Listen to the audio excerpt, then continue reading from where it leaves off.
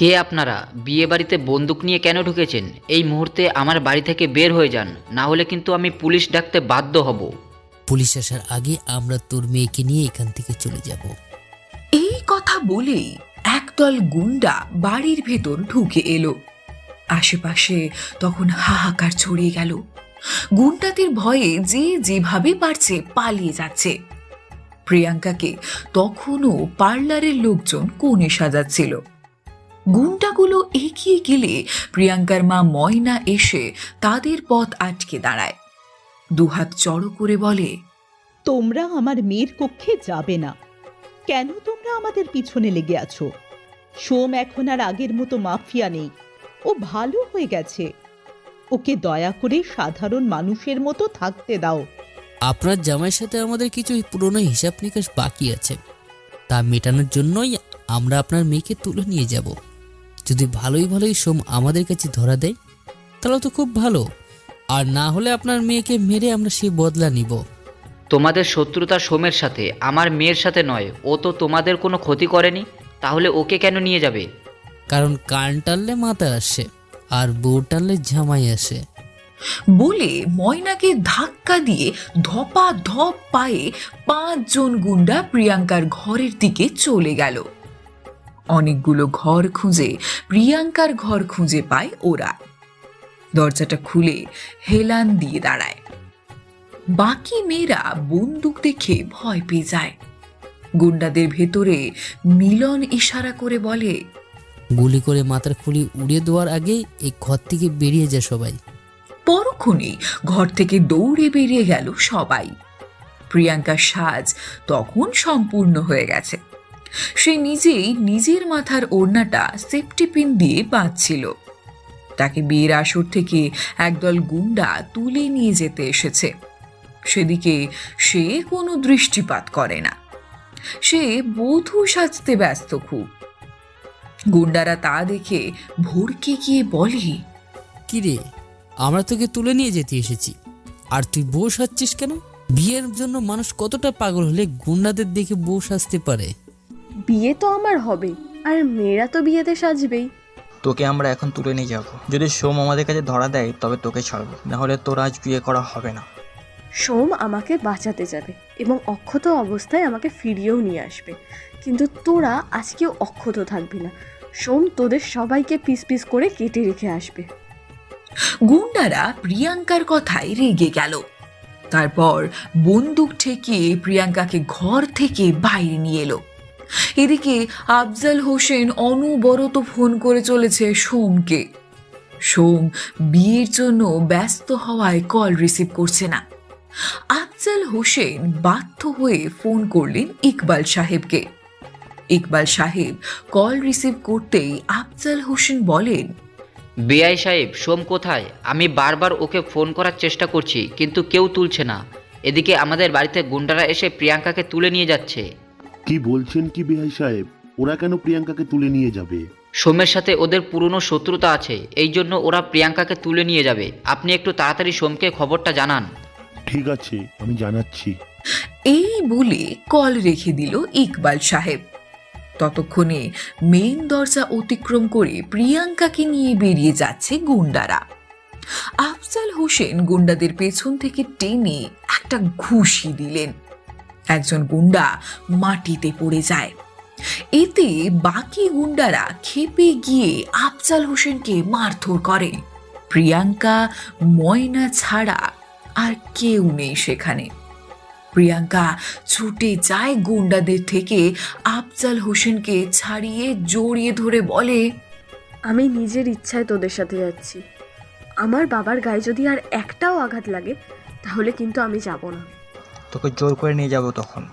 তাহলে আমি সুইসাইড করব। প্রিয়াঙ্কা যদি মরেই যায়, সোম নিশ্চয়ই মরা প্রিয়াঙ্কাকে উদ্ধার করতে যাবে না। প্রিয়াঙ্কার হুমকিতে ঘাবড়ে যায় গুন্ডারা। তারপর আফজাল হোসেনকে ছেড়ে দেয়। প্রিয়াঙ্কা তখন গুন্ডাদের চোখ থেকে চশমা খুলে নিজের চোখে পরে নেয়। রানীর মতো ভাব নিয়ে গাড়িতে গিয়ে বসে। যে কেউ দেখে বলবে প্রিয়াঙ্কা একজন মাফিয়া আর বাকিরা ওর গার্ড। প্রিয়াঙ্কাকে নিয়ে যাওয়ার 10 মিনিট পর ঘটনাস্থলে পৌঁছয় ইকবাল সাহেব। জনশূন্য বিয়ে বাড়িতে শুধুমাত্র 2জন মানুষের কান্নার শব্দ শোনা যাচ্ছে। ইকবাল সাহেবকে দেখে আফজাল সাহেব কাঁদতে কাঁদতে বলেন, সোম কোথায়? সোম আসেনি? সোম না গেলে ওরা আমার প্রিয়াঙ্কাকে মেরে ফেলবে।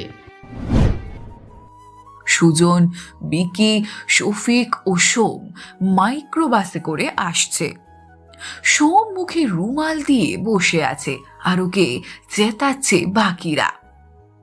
একটু আগেই রাস্তায় একটা গাড়ি অ্যাক্সিডেন্ট হয়েছে। গাড়ি না সরানো পর্যন্ত কোনো গাড়ির যাওয়ার অনুমতি নেই, তাই অনেকক্ষণ বসে আছে সবাই। ঘড়ির দিকে তাকিয়ে দেখে 8টা বেজে গেছে। প্রিয়াঙ্কাকে দেরি হওয়ার বিষয়টা জানাবে বলে সোম পকেট থেকে ফোন বের করে। পাওয়ার বাটন চেপে ফোনের স্ক্রিনে দেখে 15টা মিসড কল। নাম্বার চেক করে দেখে যে আফজাল হোসেন ও ইকবাল সাহেব এতবার ফোন করেছে। ফোন সাইলেন্ট ছিল বলে সোম বুঝতে পারেনি কখন কল এসেছে। সোম ভাবল বোধহয় দেরি হচ্ছে দেখে কল করছিল এতবার। সোম একটু অনুশোচনা প্রকাশ করে প্রিয়াঙ্কার নাম্বারে কল করল। বেশ কয়েকবার কল করার পরও প্রিয়াঙ্কা রিসিভ করে না। ভেতরে ভেতরে অনেক বিচলিত হয়ে উঠেছে সোম। ইকবাল সাহেবের নাম্বারে কল করতেই সাথে সাথে কল রিসিভ হলো। উৎকণ্ঠার সাথে বলে, সোম বাবা, কতবার ফোন করলাম, রিসিভ করলি না কেন? বাবা, ফোনটা সাইলেন্ট ছিল। তৈরি হওয়ার সময় সাইলেন্ট করেছিলাম, কিন্তু জেনারেল মোড করার কথা মনে ছিল না। আচ্ছা, আমাদের আসতে দেরি হবে, সামনের রাস্তায় অ্যাক্সিডেন্ট হয়েছে। সোম, প্রিয়াঙ্কাকে গুন্ডারা তুলে নিয়ে গেছে, তুই যেভাবে পারিস এখানে চলে আয়। এই কথা শুনে সোমের হাত থেকে ফোনটা পড়ে গেল। সোম দ্রুত গাড়ি থেকে নেমে রাস্তায় দাঁড়ালো। 2-1জন মানুষ রাস্তায় চলাচল করতে পারলেও গাড়ি প্রবেশ সম্পূর্ণ নিষিদ্ধ করে রেখেছিল পুলিশ। সোম রাস্তায় পায়চারি করতে থাকে। সোমের কাণ্ড দেখে সুজন কাঁচ দিয়ে মাথা বের করে বলে, বন্ধু, অপেক্ষার ফল মিষ্টি হয়, আর একটু অপেক্ষা কর, গাড়ি ছেড়ে দেবে। ভাই, আমার বাবির জন্য অপেক্ষা করতে পারছে না। আমি শুধু ভাবছি বিয়ের পরও কি করে। বিয়ের পরপরই বলবে বিয়ে হয়ে গেছে, তোমরা যাও, আবার বাসর করবো। বলেই সবাই একসাথে হেসে উঠছে। সোম রেগে ওদের দিকে তাকাতেই সবাই চুপ করে যায়। এমন করছিস কেন তুই? আমরা তো একটু মজাই করছি। ওইদিকে মিলনের লোক প্রিয়াঙ্কাকে তুলে নিয়ে গেছে, আর এদিকে গাড়িটাও ছাড়তে দিচ্ছে না। এখন আমার মাথা কাজ করছে না। সোম এগিয়ে পুলিশের সাথে কথা বলতে গেল। পুলিশ সোমের পরিচিত হলেও গাড়ি ছাড়ার ব্যাপারে নাকচ করে। সোম একা থাকলে ছাড়তে পারত, কিন্তু এখানে অনেক গাড়ি আছে। তাছাড়া রাস্তায় রাস্তায় ক্যামেরা লাগানো আছে, এজন্য পুলিশের উপর চাপও আসতে পারে। গাড়ি ছাড়তে অনেক সময় লাগবে। সোম এতটা সময় অপেক্ষা করতে পারবে না, তাই নিজের সর্বশক্তি দিয়ে দৌড় লাগায়। পেছন থেকে সুজন অনেকবার ডাকে, কিন্তু সোম সাড়া দেয় না। মিলনের আস্তানায় সোমকে একা ছাড়তে এখন ভয় হচ্ছে সুজনের।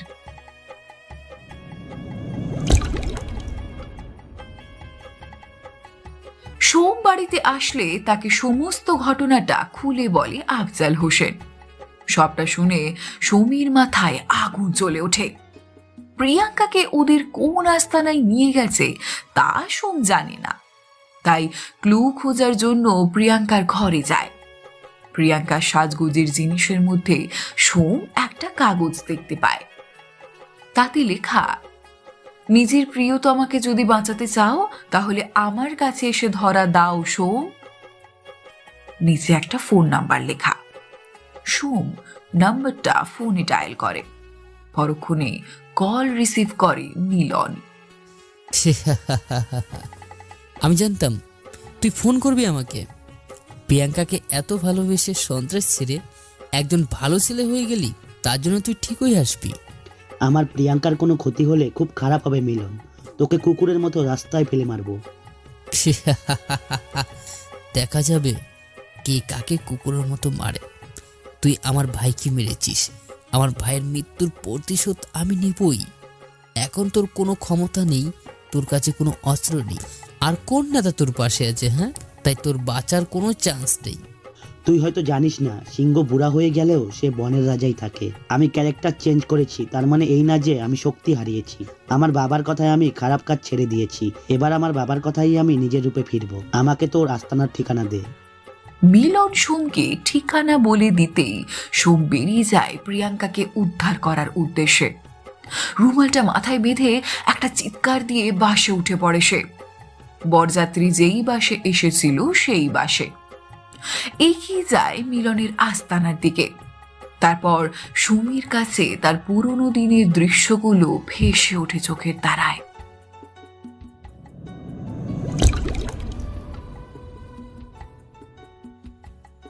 অতীত। লায়লা, তোমার ছেলে সোম আজকে আমার ছেলেকে মেরে মাথা ফাটিয়ে দিয়েছে। আমার ছেলের মাথা দিয়ে কিভাবে রক্ত বের হচ্ছে দেখেছো? তুমি কি এখন তোমার ছেলেকে গুন্ডা বদমাশ তৈরি করবে? তোমার ছেলেকে দিয়ে পড়াশোনা হবে না, একটা গুন্ডা হবে ও। আঙুল তুলে লায়লাকে উদ্দেশ্য করে কথাটা বলে প্রতিবেশী সুমনের মা। প্রতিবেশীর পাশে তার ছেলে মাথা ফাটা অবস্থায় দাঁড়িয়ে আছে। লায়লার পাশে দাঁড়িয়ে আছে সোম। লায়লা চোখ গরম করে সোমের দিকে তাকায়।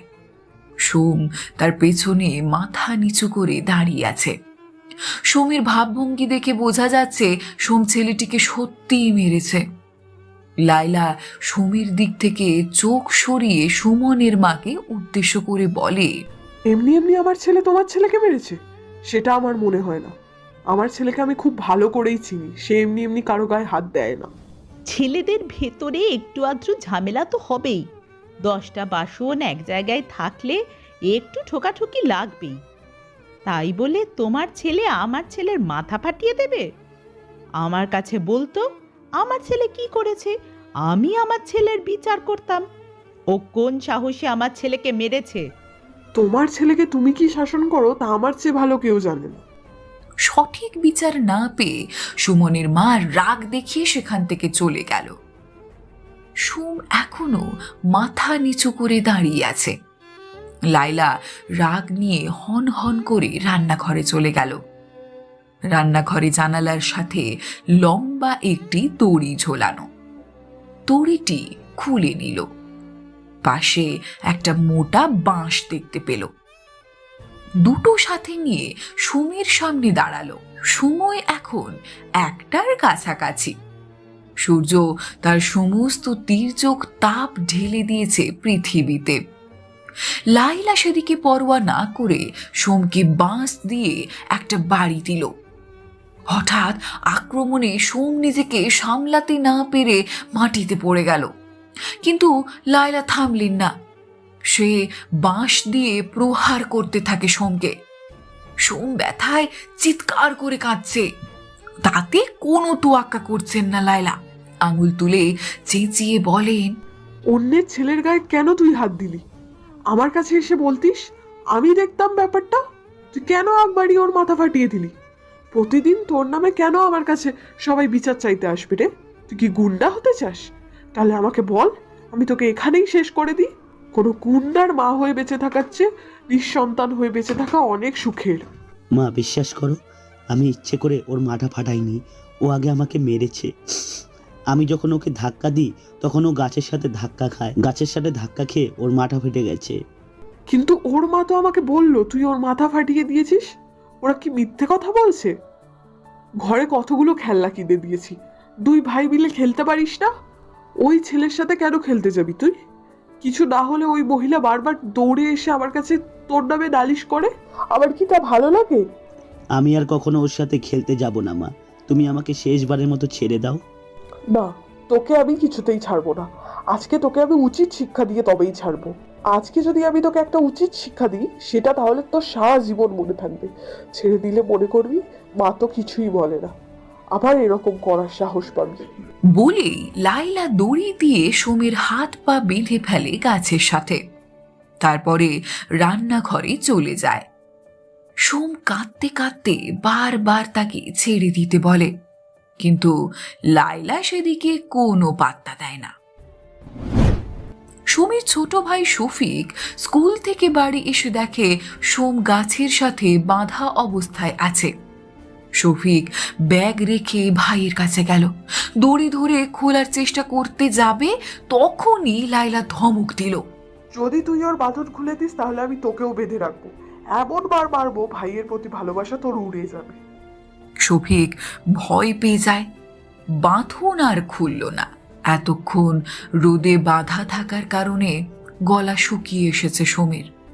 শফিক দূরে ছায়াতে বসে আছে। সোম শফিককে বলে, আমাকে একটু জল খেতে দিবি শফিক? আমার গলা তৃষ্ণায় শুকিয়ে এসেছে, মনে হচ্ছে জল না খেলে মারা যাব। শফিক তখনই ছুটে গেল জল আনতে। স্টিলের গ্লাসে করে জল নিয়ে ছুটে এলো। সোমের মুখের সামনে ধরার আগেই লাইলা শফিকের হাত থেকে নিয়ে জলের গ্লাস ফেলে দিল। শফিকের গালে ঠাস করে একটা চড় মেরে ধমক দিয়ে বলে, বারণ করেছি না ভাইয়ের প্রতি দরদ না দেখাতে? আমার কথা অমান্য করে আবার জল এনে দিচ্ছিস, আজকে তোর খাওয়া বন্ধ। শফিক গালে হাত দিয়ে কাঁদতে থাকে। সোমের তখন অনেক খারাপ লাগে, ওর জন্য শফিকও মার খেয়েছে। সোম কাঁদতে কাঁদতে বলে, মা, ভাইয়ের কোনো দোষ নেই, আমি ওর কাছে জল খেতে চেয়েছিলাম, তুমি ওর খাবার বন্ধ করে দিও না, ও ছোট মানুষ, না খেয়ে থাকতে পারবে না। সেটা ওর বোঝা উচিত ছিল। আমি যখন বলেছি ওকে খেতে দেবো না, তার মানে খেতে দেবো না। এ নিয়ে আর কোনো প্রশ্ন করলে তোর মতো শফিককেও আমি বেঁধে রাখবো। সোম ভয়ে আর কোনো কথা বলে না। দিন শেষে রাত হয়ে যায়। সোম, শফিক কাউকে খেতে দেয় না লায়লা। কড়া রোদ্দুরের জন্য সোমের অবস্থা খুব খারাপ হয়ে গেছে। খিদের জ্বালায় শফিক মাটিতে শুয়ে কাঁদছে। সোমের বাবা ইকবাল সাহেব একজন কাঠ মিস্ত্রি। সে কাজের জন্য সকালে যায়, রাতে বাড়ি আসেন। বাড়িতে ঢুকে নিজের দুই ছেলেকে এই অবস্থায় দেখে হতবম্ব হয়ে যান তিনি। বাজারের ব্যাগটা মাটিতে ফেলে রেখে ছুটে যায় ছেলেদের কাছে। সোমকে বাঁধনমুক্ত করে বুকে জড়িয়ে ধরে বলেন, বাবা কি হয়েছে তোর? তোকে এভাবে গাছের সাথে বেঁধে রেখেছে কেন তোর মা? বাবা। কান্নার জন্যে সোম কথা বলতে পারছেন না। তখন শফিক কাঁদতে কাঁদতে তার বাবাকে বলে, প্রতিবেশীর ছেলে সোম ভাইয়াকে মেরেছে, তাই সোম ভাইয়াও ওকে মেরেছে। এজন্য ওই ছেলের মাথা ফেটে গেছে, তাই ওর মা মায়ের কাছে বিচার চাইতে এসেছিল। মা সোম ভাইয়াকে মেরে বেঁধে রেখেছে গাছের সাথে, সারাদিন কিছু খেতে দেয়নি ভাইয়াকে, জলও না। আমি ভাইয়ার জন্য জল এনেছিলাম বলে আমাকেও খেতে দেয়নি, ঘরেও ঢুকতে দেয়নি আমাদের। কেন মেরেছিস তুই ওই ছেলেকে? জানিসই তো তোর মা একটুতেই রেগে যায়। আমি ইচ্ছে করে ওকে মারিনি বাবা, আমি ওকে একটা ধাক্কা মেরেছিলাম। ও পালাতে গিয়ে গাছের সাথে ধাক্কা খেয়ে নিজের মাথা ফাটিয়েছে। তারপরে ওর মাকে নিয়ে আমার নামে মায়ের কাছে নালিশ করতে এসেছিল। ইকবাল সাহেব সোমের জামা খুলে দেখতে পায় তার গায়ে কালো কালো কালশিটির দাগ পড়ে গেছে। পাষাণের মতো মেরেছে সোমকে।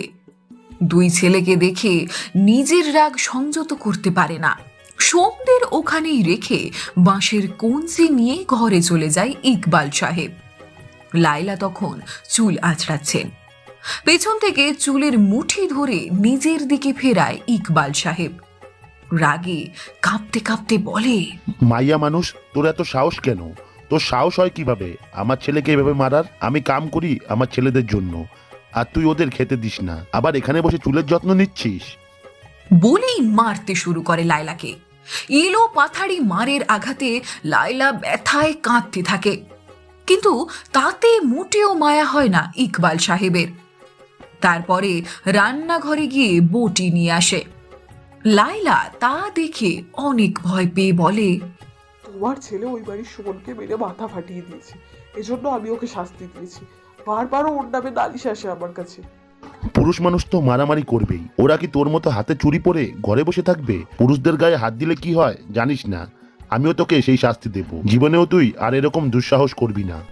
হোগো, আমার ভুল হয়ে গেছে, আমাকে আর মেরো না। আমি আর কখনো তোমার ছেলেদের গায়ে হাত দেবো না, আমাকে ছেড়ে দাও।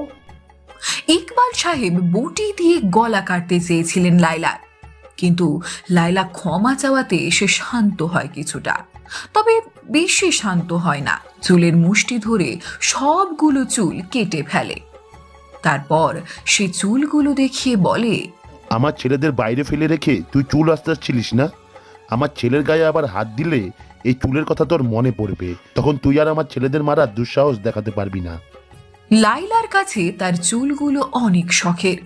সে তার চুলগুলো জড়িয়ে ধরে কাঁদতে থাকে। দরজার বাইরে দাঁড়িয়ে এতক্ষণ সোম আর শফিকও কাঁদছিল। ইকবাল সাহেব শান্ত হওয়ার পর দরজা খুলে দেয়। সোম ও শফিক এসে জড়িয়ে ধরে লাইলাকে। তারপর কাঁদতে কাঁদতে বলে, বাবা তোমাকে খুব মেরেছে তাই না মা? না তো, তোর বাবা আমাকে মারেনি তো। তুমি মিথ্যা কেন বলছো মা? এই তো বাবা তোমাকে কত মেরেছে। ইকবাল সাহেব সোম ও শফিকের হাত ধরে কলতলায় চলে গেলেন। দুই ভাইকে স্নান করিয়ে নিজেও স্নান করলেন। তারপরে তিনজন খেতে বসলেন। লাইলা চাপা রাগ মনে চেপে রেখে সবাইকে খেতে দেয়, কিন্তু নিজে খায় না। লাইলার মনের অবস্থা বুঝে ইকবাল সাহেব নিজেও তাকে খেতে বসতে বলে না। খাওয়া শেষ করে ইকবাল সাহেব সোমের হাত ধরে বলে, আমি সোমকে নিয়ে সুমনের বাড়িতে যাচ্ছি। এরপর থেকে সুমন বা সুমনের মা এই বাড়িতে পা দেবে না। তারপরে ইকবাল সাহেব সোমকে নিয়ে সুমনের বাড়িতে আসলো। সুমনের বাবা নেই, শুধু মা আছে। সুমনের মাকে ধমক দিয়ে বলে, তোমার স্বামীকে তো আগেই হারিয়ে বসে আছো, এমন কিছু করো না যাতে সন্তানকে হারাতে হয়। আমার বাড়ির ত্রিসীমানায় তোমার ছেলেকে দেখলে আর খুঁজে পাবে না, মেরে মাটি চাপা দিয়ে দেব, বুঝলে? ভাইজান, আপনি ভুল বুঝছেন। আমি শুধু জানাতে গিয়েছিলাম, বুঝতে পারিনি ভাবি এভাবে সোমকে মারবে। আমি জানলে কখনোই যেতাম না।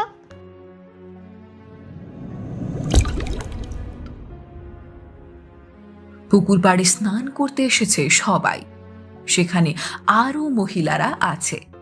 সবাই ইতিমধ্যে জেনে গেছে গতকাল ইকবাল সাহেব লাইলাকে মেরেছে। এই ঘটনা নিয়ে ব্যঙ্গ করে চলেছে তারা। লাইলা সেদিকে দৃষ্টি না দিয়ে কাপড় কাচ্ছেন। এক সময়ে হাওয়ার বেগে লাইলার মাথার ঘুমটা খুলে যায়। সবাই লাইলার মাথার চুল দেখে থমকে যায়, কারণ লাইলা বেগমের চুল হাঁটু পর্যন্ত। তাদের বুঝতে অসুবিধে হয় না যে গতকাল ইকবাল লাইলার চুল কেটে দিয়েছে। এই দেখে বিদ্রূপ করে সুমনের মা বলে, ভাবি, আমি বুঝতে পারিনি আমার সামান্য একটা নালিশের জন্য তোমার মাথার চুল ভাইজান কেটে নেবে। তাহলে আমি কখনোই তোমার কাছে নালিশ করতে যেতাম না। সোমের মায়ের চুল নিয়ে খুব অহংকার ছিল। বেশ হয়েছে চুল কেটে দিয়েছো। মহিলাদের এত তেজ ভালো না। বেশ হয়েছে, আমি অনেক খুশি হয়েছি। তালাক দেয়নি কেন ভাইয়া? আমি হলে তো কাল রাতেই তালাক দিয়ে আসতাম, অসভ্য মহিলা। সুমির মা তাদের কথা আর সহ্য করতে পারে না। জিনিসপত্র সেখানে রেখেই ঘরে চলে আসে। রান্নাঘরে ছুটে চলে যায়। মাটির চুলাতে আগুন ধরাতে কেরোসিন তেল ব্যবহার করা হয়। সেই তেল রান্নাঘরের চারিদিকে ছড়িয়ে ঢেলে দিল। তারপরে নিজের শরীরে ঢেলে দেয়। অপমানে লাইলার চোখ থেকে পানি পড়ছে। ইকবাল সাহেব তাকে মেরেছেন, তার কোনো কষ্ট নেই। স্বামীরা মারবে, আবার সে সোহাগ করবে, কিন্তু ইকবাল সাহেব কেন তার প্রিয় চুলগুলো কেটে ফেলেছে? কেন? আঁচলে লাইটার দিয়ে আগুন ধরিয়ে দিল। রান্নাঘরে দাউ দাউ করে আগুন ছড়িয়ে গেল। বাড়িতে তখন কেউ নেই। সোম ও শফিক স্কুলে গেছে। তাদের বাড়ি ফেরার সময় এখনো হয়নি। ইকবাল সাহেবও এখনো কাজ থেকে ফেরেনি। চারিদিকে আগুন ছড়িয়ে গেছে। সোম ও শফিক স্কুল থেকে ফেরার সময় একটা ছেলে এসে তাদের খবর দেয়। এই খবর শুনে সোম ও শফিক দুজনে দৌড়ে বাড়িতে চলে যায়। গিয়ে শুনতে পায় লাইলা চিৎকার করছে। মৃত্যু কি এত সহজ? আগুনে দেহ ঝলসে তারপরে তো মৃত্যু।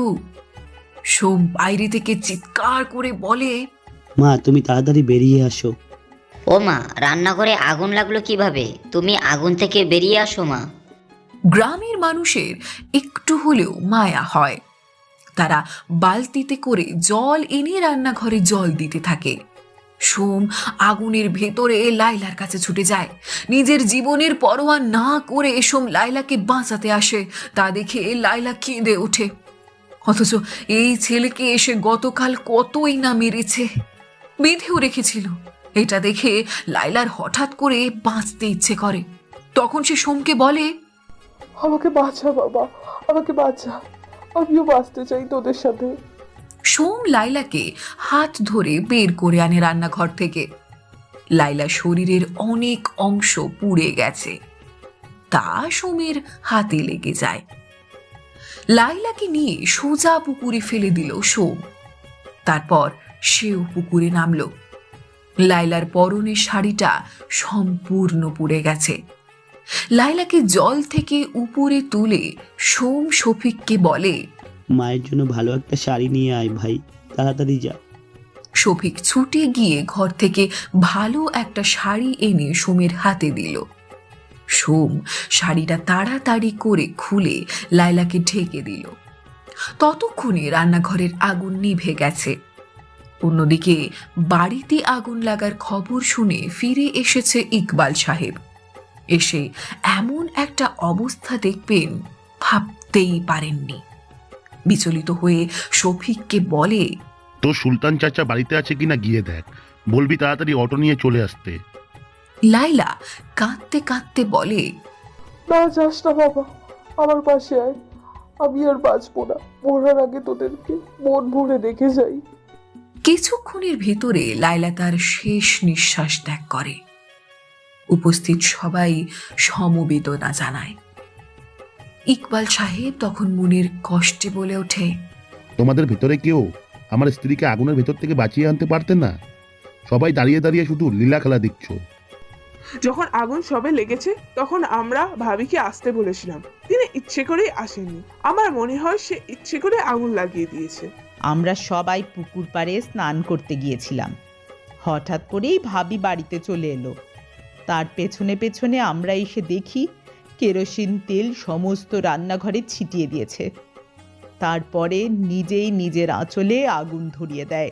ভাইয়া কিছু মনে করবেন না, বলছি কালকে রাতে আপনি ভাবিকে মেরেছিলেন, এই জন্য হয়তো সে এমন করেছে।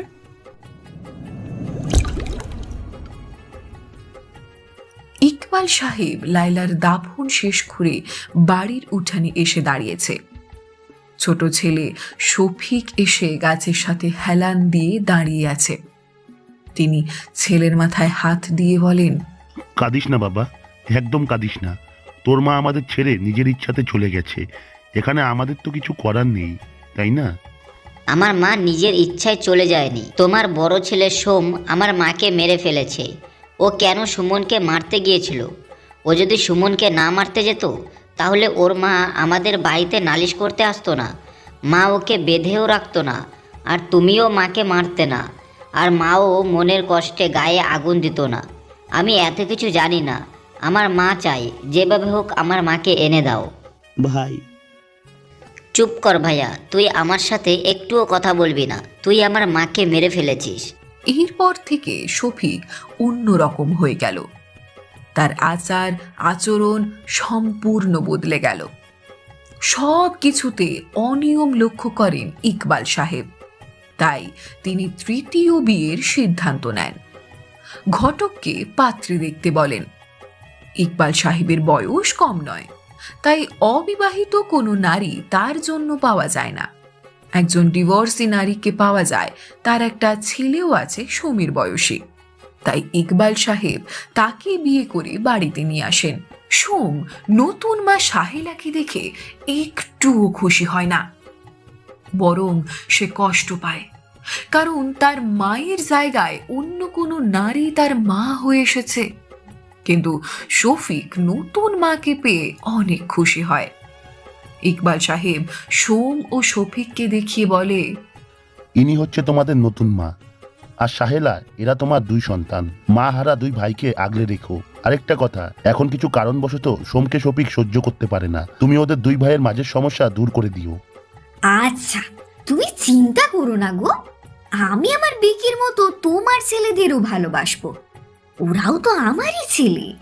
তারপর মনে মনে বলে, সৎ তো সৎ হয়, কোথায় আমার ছেলে বিকি আর কোথায় ওরা দুজন? সোম ও শফিক স্কুলে গেছে সকালে, ইকবাল সাহেবও কাজে চলে গেছে। বাড়িতে আছে বিকি ও সাহেলা। বিকি মন খারাপ করে বসে আছে। সাহেলা এসে বিকিকে বলে, কি হয়েছে আমার বাবার? মন খারাপ করে রয়েছো কেন?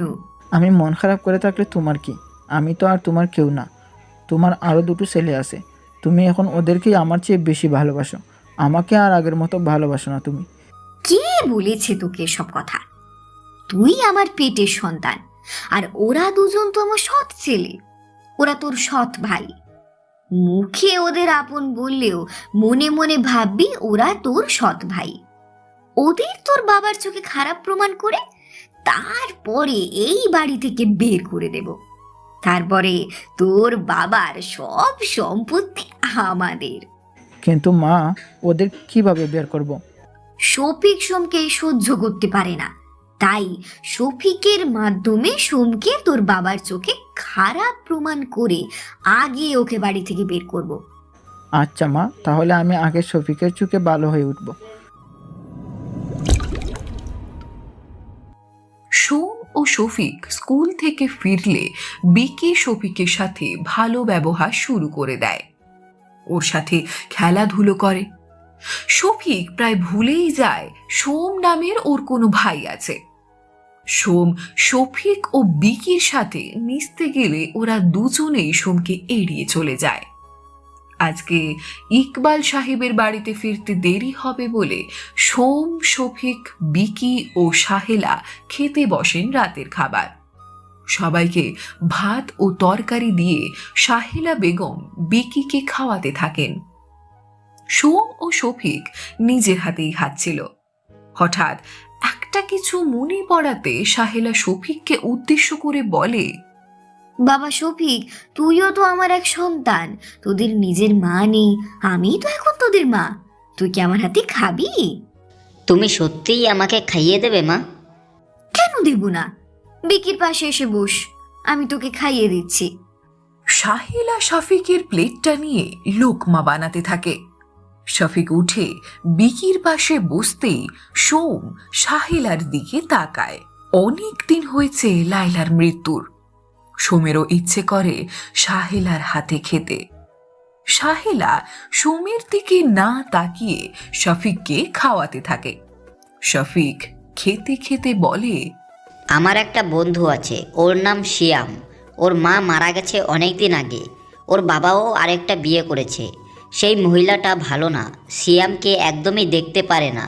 শিয়ামকে দিয়ে বাড়ির সব কাজ করায়, কিন্তু তুমি তার মতো নও। তুমি একদম আমার মায়ের মতো, আমার মায়ের চেয়েও ভালো।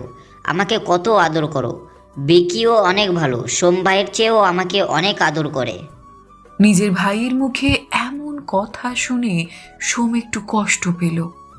কষ্টটা আড়াল করে সাহেলাকে উদ্দেশ্য করে বলে, আম্মা, ওদের মতো আমাকেও একটু খাইয়ে দেবে তুমি? আমারও তো মা নেই। আমার হাতে তো এখন একদম সময় নেই সোম। আমার মাথাটা একটু ব্যথা করছে, ঘুমও পাচ্ছে। ওদের দুই ভাইকে খাইয়ে দিয়ে আমি ঘুমোবো।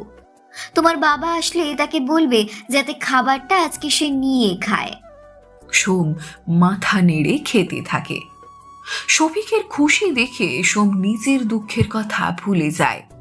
বিকিতা বুঝে শফিককে সোমের বিরুদ্ধে উস্কানোর জন্য কিছুটা ব্যঙ্গ করে বলে, তুমি ঠিকই বলছো শফিক, আমার মতো তোমাকে ভাই হিসেবে কেউ ভালোবাসে না। তোমার সম্ভাইও নয়। না হলে আমার মা তোমাকে খাইয়ে দিতে চাইলো, এর মধ্যেই তোমার ভাইয়ের মায়ের হাতে খেতে মন চাইলো। আমার তো মনে হয় তোমার ভাই ইচ্ছে করে তোমার মাকে মেরে ফেলেছে। এর জন্যই তো আমি এখন ভাইয়াকে সহ্য করতে পারি না। ওর আমার সুখ একদমই সহ্য হয় না। বিকি, তুমি আমার ভাইকে অনেক ভালোবাসো, সেটা আমি জানি।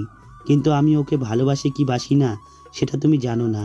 তাই আমাদের দুই ভাইয়ের ভেতর দয়া করে কোনো ঝামেলা সৃষ্টি করো না। রাগী গলায় কথাটা বলে সোম টেবিল ছেড়ে উঠে যায়। বিকি ও সাহেলা সোমের যাওয়ার দিকে তাকিয়ে থাকে। সাহেলা শফিককে উদ্দেশ্য করে বলে, শফিক, তোমার বাবা আজকে বাড়িতে ফিরলে আমি এই বাড়ি থেকে চলে যাব। সোম আমাকে আর আমার ছেলেকে একদমই পছন্দ করে না। ওর চোখের বিষ আমরা। ও যদি এই বাড়িতে থাকে তাহলে আমরা আর থাকবো না। তোমরা কোথায় যাবে? তোমরা যাবে না? প্রয়োজনে সোম ভাইয়া বাড়ি ছেড়ে বেরিয়ে যাবে। বাবা আসলেই আমি সবটা বলবো তাকে। তোর বাবাকে কিছু বলার দরকার নেই। আমি তোমাকে যা বলছি তা তুমি মন দিয়ে শোনো এবং করো, তাহলে দেখবে তোমার বাবাই ওকে বাড়ি থেকে বের করে দিয়েছে। আবার মনে করো না আমি তোমার ভাইকে ইচ্ছে করে বের করে দিচ্ছি। তুমি তো দেখলেই তোমাকে আমি খাইয়ে দিচ্ছিলাম, অমনি তোমার ভাই নিজেও আমার হাতে খেতে চাইলো। ও থাকলে তুমি কখনোই সুখে থাকবে না। ঠিক আছে মা, এখন থেকে তুমি যা বলবে আমি তাই করব। তোমার সব কথা শুনবো আমি। তারপরে শফিক ও বিকি রাতে ঘুমোতে চলে গেল। সাহেলা নিজেও টেবিল গুছিয়ে ঘুমোতে গেল।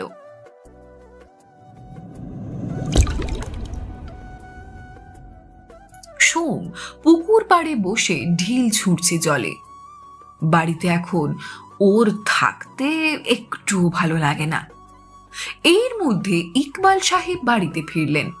তার হাতে ভারী ভারী অনেকগুলো থলে আছে। বাড়ির 3 ছেলে ছুটে গিয়ে খাবারের থলেগুলো হাতে নিয়ে কুশন বিনিময় করে। ইকবাল সাহেব 3 ছেলেকে আদর করে শফিককে বলে, শফিক, বাড়িতে থাকতে কোনো সমস্যা হয়নি তো বাবা? তোদের নতুন আম্মা তোদেরকে বিরক্ত করেছে? না বাবা, নতুন আম্মা অনেক ভালো। গতকাল সে আমাকে নিজের হাতে খাইয়ে দিয়েছে, আমাকে গান শুনিয়ে ঘুমও পাড়িয়ে দিয়েছে। সে অনেক ভালো। সাহেলা এগিয়ে এসে ইকবাল সাহেবের হাত থেকে থলেটা নিয়ে দেখলেন তার ভেতরে অনেকগুলো ফল আছে। তিনি কিছু ফল কেটে 3 ছেলের হাতে দিলেন, আর কিছু ইকবাল সাহেবের হাতে। নিজের জন্য কিছুই রাখলেন না। তা দেখে ইকবাল সাহেব বলেন, কি গো, তুমি তো রাখলে না, এই নাও আমার থেকে ফল খাও তুমি। তোমরাই তো আমার সব, তোমরা খেলেই আমার পেট ভরে যায়। সাহেলার এমন কথায় ইকবাল সাহেব অনেক খুশি হলেন। তিনি বুঝলেন ছেলেদের জন্য তিনি এক যোগ্য মা পেয়েছেন। নিজের ভাগের ফলগুলো সাহেলার সাথে শেয়ার করলেন। সাহেলার শরীরটা আজকে মোটেও ভালো নেই। পা দুটো ব্যথায় টনটন করছে। বাড়িতে সোম পড়ছে। শফিক ও বিকি উঠোনে খেলা করছে। সোম পড়াশুনো শেষ করে বাইরের দিকে যাচ্ছিল। তখনই সোমকে ডেকে সাহেলা বলে, আমার পা দুটো অনেক ব্যথা করছে বাবা। বিকি খেলা করছে, না হলে ওই আমার পা দুটো টিপে দিত। সবসময় ওই তো টিপে দেয়। পায়ের ব্যথাটা একটু কমলে রান্না করতে হবে। তুমি কি আমার পা টিপে দেবে? ঠিক আছে। এই বলেই সোম সাহেলার পা টিপতে বসে। পা টিপতে টিপতে 1.5 ঘন্টার বেশি সময় পেরিয়ে যায়। সোমের হাত এখন ব্যথা করছে। এদিকে সাহেলার পায়ের ব্যথা নাকি এখনো কমেনি। সোম হাত ঝাড়তে ঝাড়তে বলে, আম্মা, আমার হাত অনেক ব্যথা করছে, আমি আবার পরে তোমার পা টিপে দিই। না, আগে আমার পা টিপে দে। তোর হাতের কি হবে না হবে তা দেখে আমি কি করব? চুপচাপ আমার পা টিপতে থাক। সোম সাহেলার কথা না শুনে উঠে যাচ্ছিল। সাহেলার কথা অবজ্ঞা করার কারণে তার মেজাজ গরম হয়ে যায়। সে পা দিয়ে জোরে সোমকে একটা লাথি মারে। ধাক্কা সামলাতে না পেরে সোম মেঝেতে লুটিয়ে পড়ে। সাহেলা বিছানা থেকে উঠে সোমকে অনেক মারে। মারতে মারতে বলে, আমার কথা অমান্য করার সাহস হয় কি করে তোর? পা টিপতে বলেছি, পা টিপতে টিপতে মরে যাবি। যতক্ষণ আমি না বলবো একবারও থামতে পারবি না। আম্মা, আমার অনেক ব্যথা লাগছে, আমাকে ছেড়ে দিন।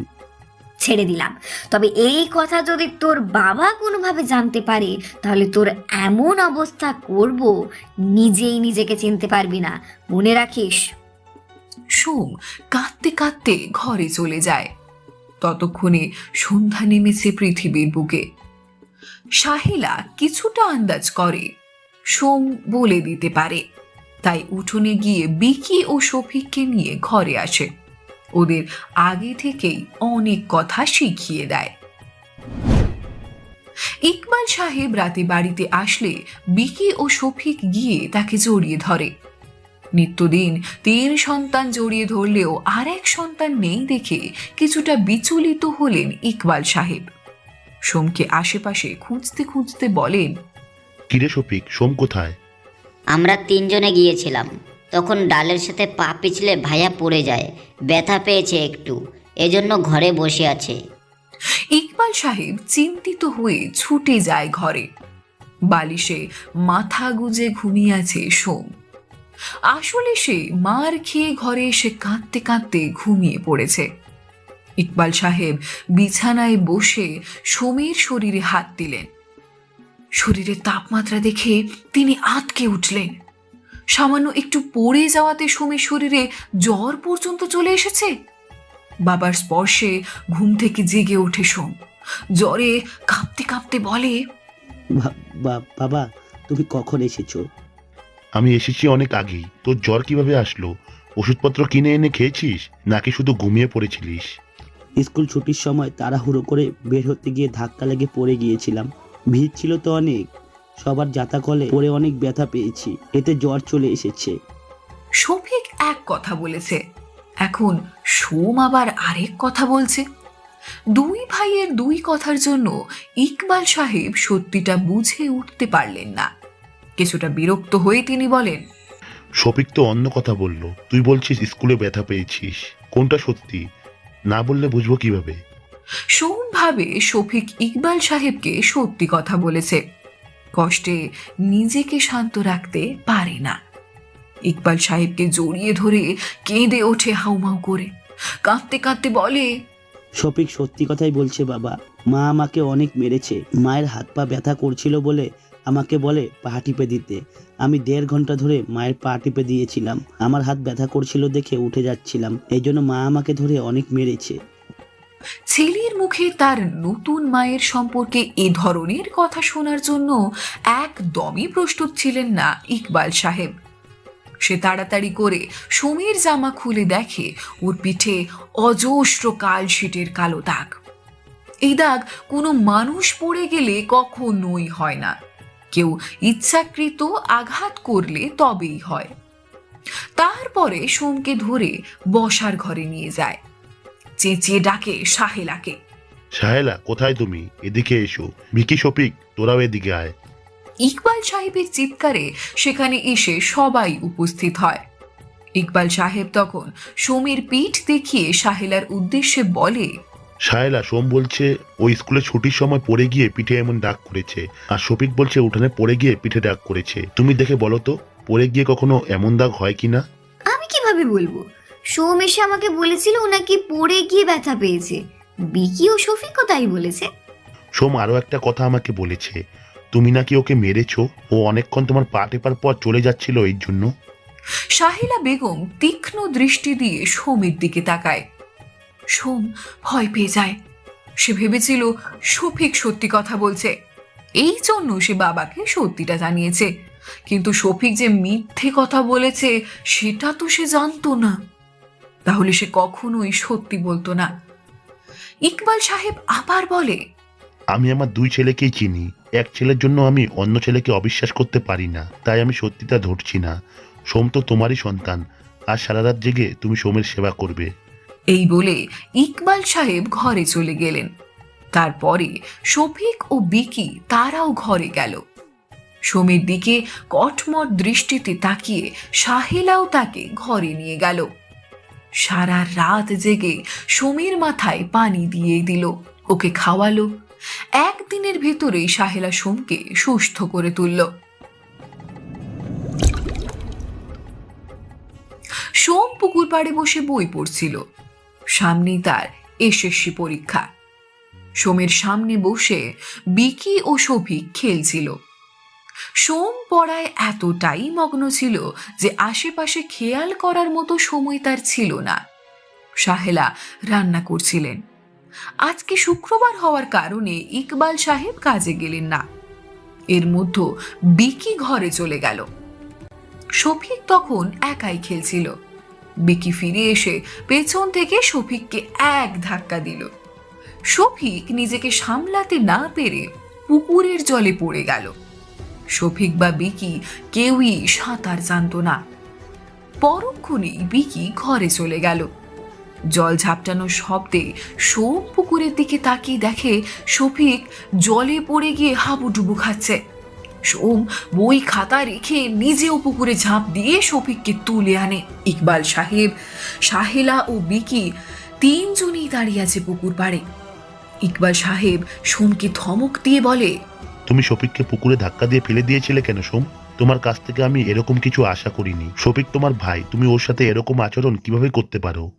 এসব কি বলছো বাবা তুমি? আমি শফিককে ধাক্কা কেন দেব? আমি তো আরো ওকে জল থেকে তুলে নিয়ে এলাম।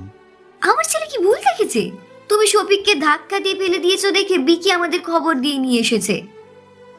ওগো দেখো, সেদিন তো বলেছিলে আমি তোমার ছেলেকে মেরেছি, আজ নিজের চোখে সত্যিটা দেখো, তোমার ছেলে অন্যের দোষ দেয়। তোমাকে কে ধাক্কা দিয়ে পুকুরে ফেলেছে শফিক? নির্ভয়ে আমাকে বলো। শফিককে উদ্দেশ্য করে বলেন ইকবাল সাহেব।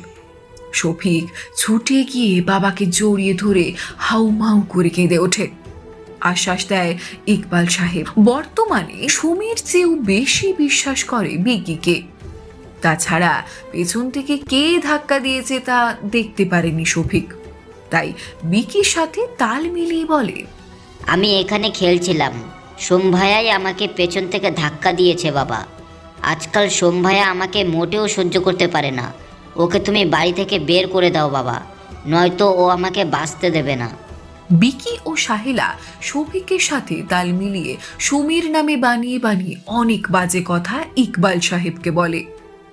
এক প্রকার তার কানে বিষ ঢেলে দেয়। ইকবাল সাহেব আর সহ্য করতে না পেরে সোমকে ঘাড় ধাক্কা দিয়ে বলে, এই মুহূর্তে তুই আমার বাড়ি থেকে বেরিয়ে যাবি। শফিক ঠিকই বলেছে, তোর জন্য তোর মা মারা গেছে। সেদিন তোর মাকে না মেরে আমি যদি তোকে মারতাম তাহলে আমাকে আজ এই দিন দেখতে হতো না। তোর মা আজ তাহলে বেঁচে থাকতো। তুই বেরিয়ে যা, আমার চোখের সামনে থেকে দূর হয়ে যা। বাবা সামনে আমার পরীক্ষা, দয়া করে তুমি আমাকে বাড়ি থেকে বের করে দিও না। ওরা সবাই আমার নামে মিথ্যা কথা বলছে, বিশ্বাস করো তুমি। ওরা সবাই মিথ্যে বলছে তাই না? শুধু তুই একা সত্যি বলছিস। তুই তো সত্যিবাদী মানুষ, আর ওরা মিথ্যাবাদী মানুষ, এটাই প্রমাণ করতে চাইছিস। এই বলেই সোমকে ঘাড় ধাক্কা দিয়ে বাড়ি থেকে বের করে দেয় ইকবাল সাহেব। তারপরে ঘর থেকে সোমের সমস্ত বই খাতা এনে সোমের গায়ে ছুঁড়ে মারে। সোম অনেক আকুতি মিনতি করলেও কোনো লাভ হয় না। বই খাতা ব্যাগে নিয়ে সোম বাড়ি থেকে বেরিয়ে যায়। সোম এখন শহরের রাস্তায় রাস্তায় ঘুরছে। সোমের পরিচিত কেউ নেই, তাই সোমের যাওয়ার কোনো জায়গাও নেই। সোম রাস্তায় টুলের ওপর বসেছিল। এমন সময় দেখতে পেল একটি ছেলে একজন বয়স্ক মানুষের পকেট থেকে টাকা চুরি করছে।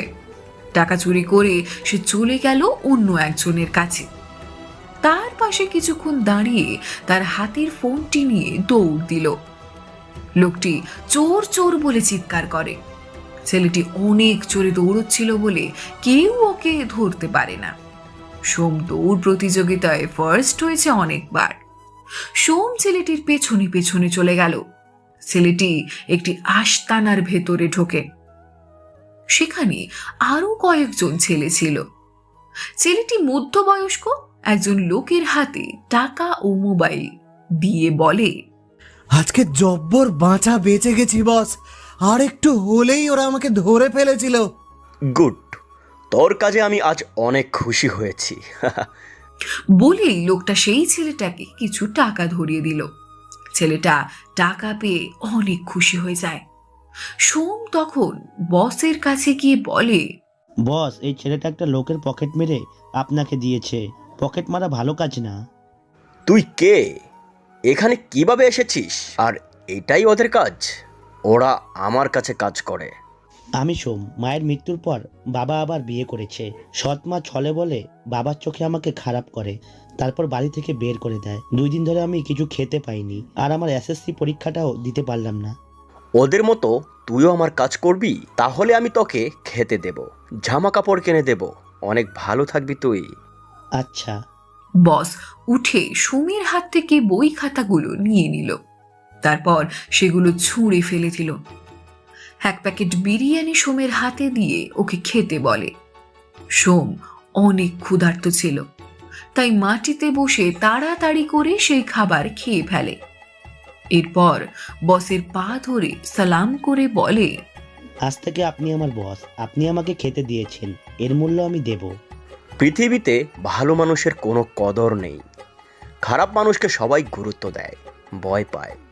তোকে সেরকমভাবে নিজেকে গড়ে তুলতে হবে যাতে তোকে কেউ অবহেলা না করে, বরং তোকে দেখলে ভয় হাত পা কাঁপবে তাদের। ওকে বস, আপনি যেরকম বলছেন আমি নিজেকে সেরকম একজন হিসেবেই গড়ে তুলব।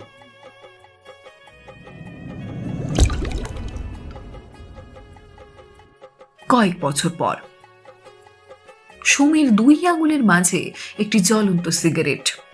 সোম শেষ সিগারেট টানছে আর ধোঁয়া ছাড়ছে। গলায় মোটা শিকল, মাথায় একটা ক্যাপ, হাতে অনেকগুলো রাবারের ব্যাজ। তাকে দেখলে যে কেউ বলবে রাস্তার বখাটে। এতে সোমের কিছু যায় আসে না। এর মধ্যে সুজন এসে বাইক থামায় সোমের সামনে। সোমের হাত থেকে সিগারেট নিয়ে এক টান দিয়ে মাটিতে ফেলে দেয়। বাইক থেকে নেমে মাটিতে পিষে নষ্ট করে ফেলে। সোম হাই তুলতে তুলতে বলে, এই মাত্র তো বাইক নিয়ে গেলি, বললি আসতে দেরি হবে, এর মধ্যে আবার চলে এলি যে গুরু। ব্যাংকের সামনে যেতে হবে, বস ফোন করে বলেছে আজকে নাকি একটা বড় দাম মারা যাবে। 1 কোটিপতি ব্যাংক থেকে 50 লক্ষ টাকা তুলবে। তুই ছাড়া এত সাহস আছে কারো? তাই বস তোকে সাথে নিয়ে তারপরে যেতে বলেছে। সোম একটা ফিচেল হাসি দিয়ে বাইকের সামনে বসে। সুজন এসে পেছনে বসতেই সোম গাড়ি স্টার্ট দিয়ে চালাতে শুরু করে। ব্যাংকের সামনে এসে আরো একটা সিগারেট ধরিয়ে অপেক্ষা করে। এর মধ্যে একজন লোক ব্যাংক থেকে বের হয়। সুজন পকেট থেকে ছবি বের করে লোকটার সাথে মিলিয়ে দেখে বলে, সামনে কালো ব্যাগ নিয়ে যে দাঁড়িয়ে আছে, ওই কালো ব্যাগটা আমাদের নিতে হবে। সোম বাইক চালিয়ে লোকটি চারপাশে ঘোরে। বাম হাত দিয়ে ব্যাগটা লোকটার কাছ থেকে ছো মেরে নিয়ে সুজনের হাতে দিল। তারপরে আবার বাইক রাউন্ড করে চলে গেল। বস টেবিলের উপর হেলান দিয়ে সোম ও সুজনের জন্য অপেক্ষা করছে। তখনই সোম হাতে ব্যাগ নিয়ে বাইক থেকে নামে। তারপরে নিজের হেলমেটটা খুলে ঝুলিয়ে দেয় গাড়ির সাথে। বাইকের পেছনের নাম্বারটা পাল্টে ফেলেছে। এরপরে টাকার ব্যাগটা বসের টেবিলের উপর রাখে। টাকা দেখে বস অনেক খুশি হয়ে সোমকে বলে, বাহ, অসাধারণ সোম, অসাধারণ। আমার বিশ্বাস ছিল একমাত্র তুমি আমাকে এই টাকা এনে দিতে পারবে এবং তুমি তা করে দেখিয়েছ। প্রশংসা চলবে না বস, কিছু মাল করে দিন। আজকে রাতে একটা পার্টি দেব, অনেক দিন হয়েছে কোনো পার্টি দেওয়া হয় না। বস টাকার বাক্সের মধ্য দিয়ে একটা বান্ডিল সোমের সামনে রাখে। সোম হেসে সেটা পকেটে ভরে নেয়। সুজন এতক্ষণ দূরে দাঁড়িয়ে সব দেখছিল। এগিয়ে এসে অভিমান করে বলে, বস, সোম একা যায়নি, আমিও গিয়েছিলাম, আমাকেও কিছু দিতে হবে। সোমকে আমি চিনি, ও তোকে ছাড়া একটা সিগারেট অবধি খায় না। এই টাকাও ঠিক তোর সাথেই ভাগাভাগি করে নেবে। সত্যি বলেছেন বস, তবে সব প্রশংসা সোমকে করলে হবে? আমিও যে সোমের কাছে আপনার বলা খবরটা দিয়েছি, তার বেলায় আমাকেও একটু প্রশংসা করুন। তোর প্রশংসা যত করব কম হয়ে যাবে, কারণ তোর মাধ্যমে আমি সোমকে দেখা পেয়েছি। মনে আছে তোর, চুরি করার সময় তুই সোমকে এই আস্তানা অবধি নিয়ে এসেছিলি? তোর জন্যই এখন সোম আমার কাজ করছে, তাই সব প্রশংসা সুজনের। আচ্ছা বস, আমরা এবার আসি। সুজন সোমকে নিয়ে বাইকে করে চলে গেল। ওদের যাওয়ার দিকে তাকিয়ে একটা হাসি দিল বস। তারপর টাকাগুলো 2 হাতে তুলে গন্ধ নিতে নিতে বলে, আমার কাছে টাকাই সব। সোম হলো আমার সোনার ডিম পাড়া হাঁস। ওর মূল্য ততদিন থাকবে যতদিন ও আমাকে টাকা দিতে পারবে। যেদিন থেকে ও আমাকে আর টাকা দিতে পারবে না, সেদিন ওকে রাস্তায় ফেলে দিতেও আমি 2 বার ভাববো না। পরদিন সকালে কলেজের সামনে এসে দাঁড়িয়ে থাকে সোম। এইচএসসি পরীক্ষা চলছে এখন। কলেজের আশেপাশে অনেক ভিড়। এই ভিড়ের মধ্যে 2-1টা দাও মারতে পারলেই সোম খুশি। ওর পাশে দাঁড়িয়ে সিগারেট ধরালো সুজন। নিজে একটা টান দিয়ে সোমের দিকে এগিয়ে দেয়। সোম সিগারেট নিয়ে একটা টান দিয়ে ধোঁয়া ছেড়ে বলে, এদের কাছে আর কত টাকা পাবো? 1000 খানেক পাবো কিনা সন্দেহ। তবে সবার পকেট মারা যাবে না, বড় লোক দেখে মারতে হবে। এর মধ্যেই একটা লোক সোমের গালে চড় বসিয়ে দেয়। তিনি হচ্ছেন এই কলেজে পরীক্ষা দেওয়া একজন শিক্ষার্থীর পিতা আফজাল হোসেন। সোমের কলার টেনে ধরে বলে, বেয়াদব ছেলে, আমি তোর বাবার বয়সী, কোন সাহসে তুই আমার মুখের উপর ধোয়া ছাড়িস? আমার মুখের উপর ধোয়া না ছেড়ে তোর বাবার মুখের মধ্যে ধোয়া ছাড়, অসভ্য ছেলে।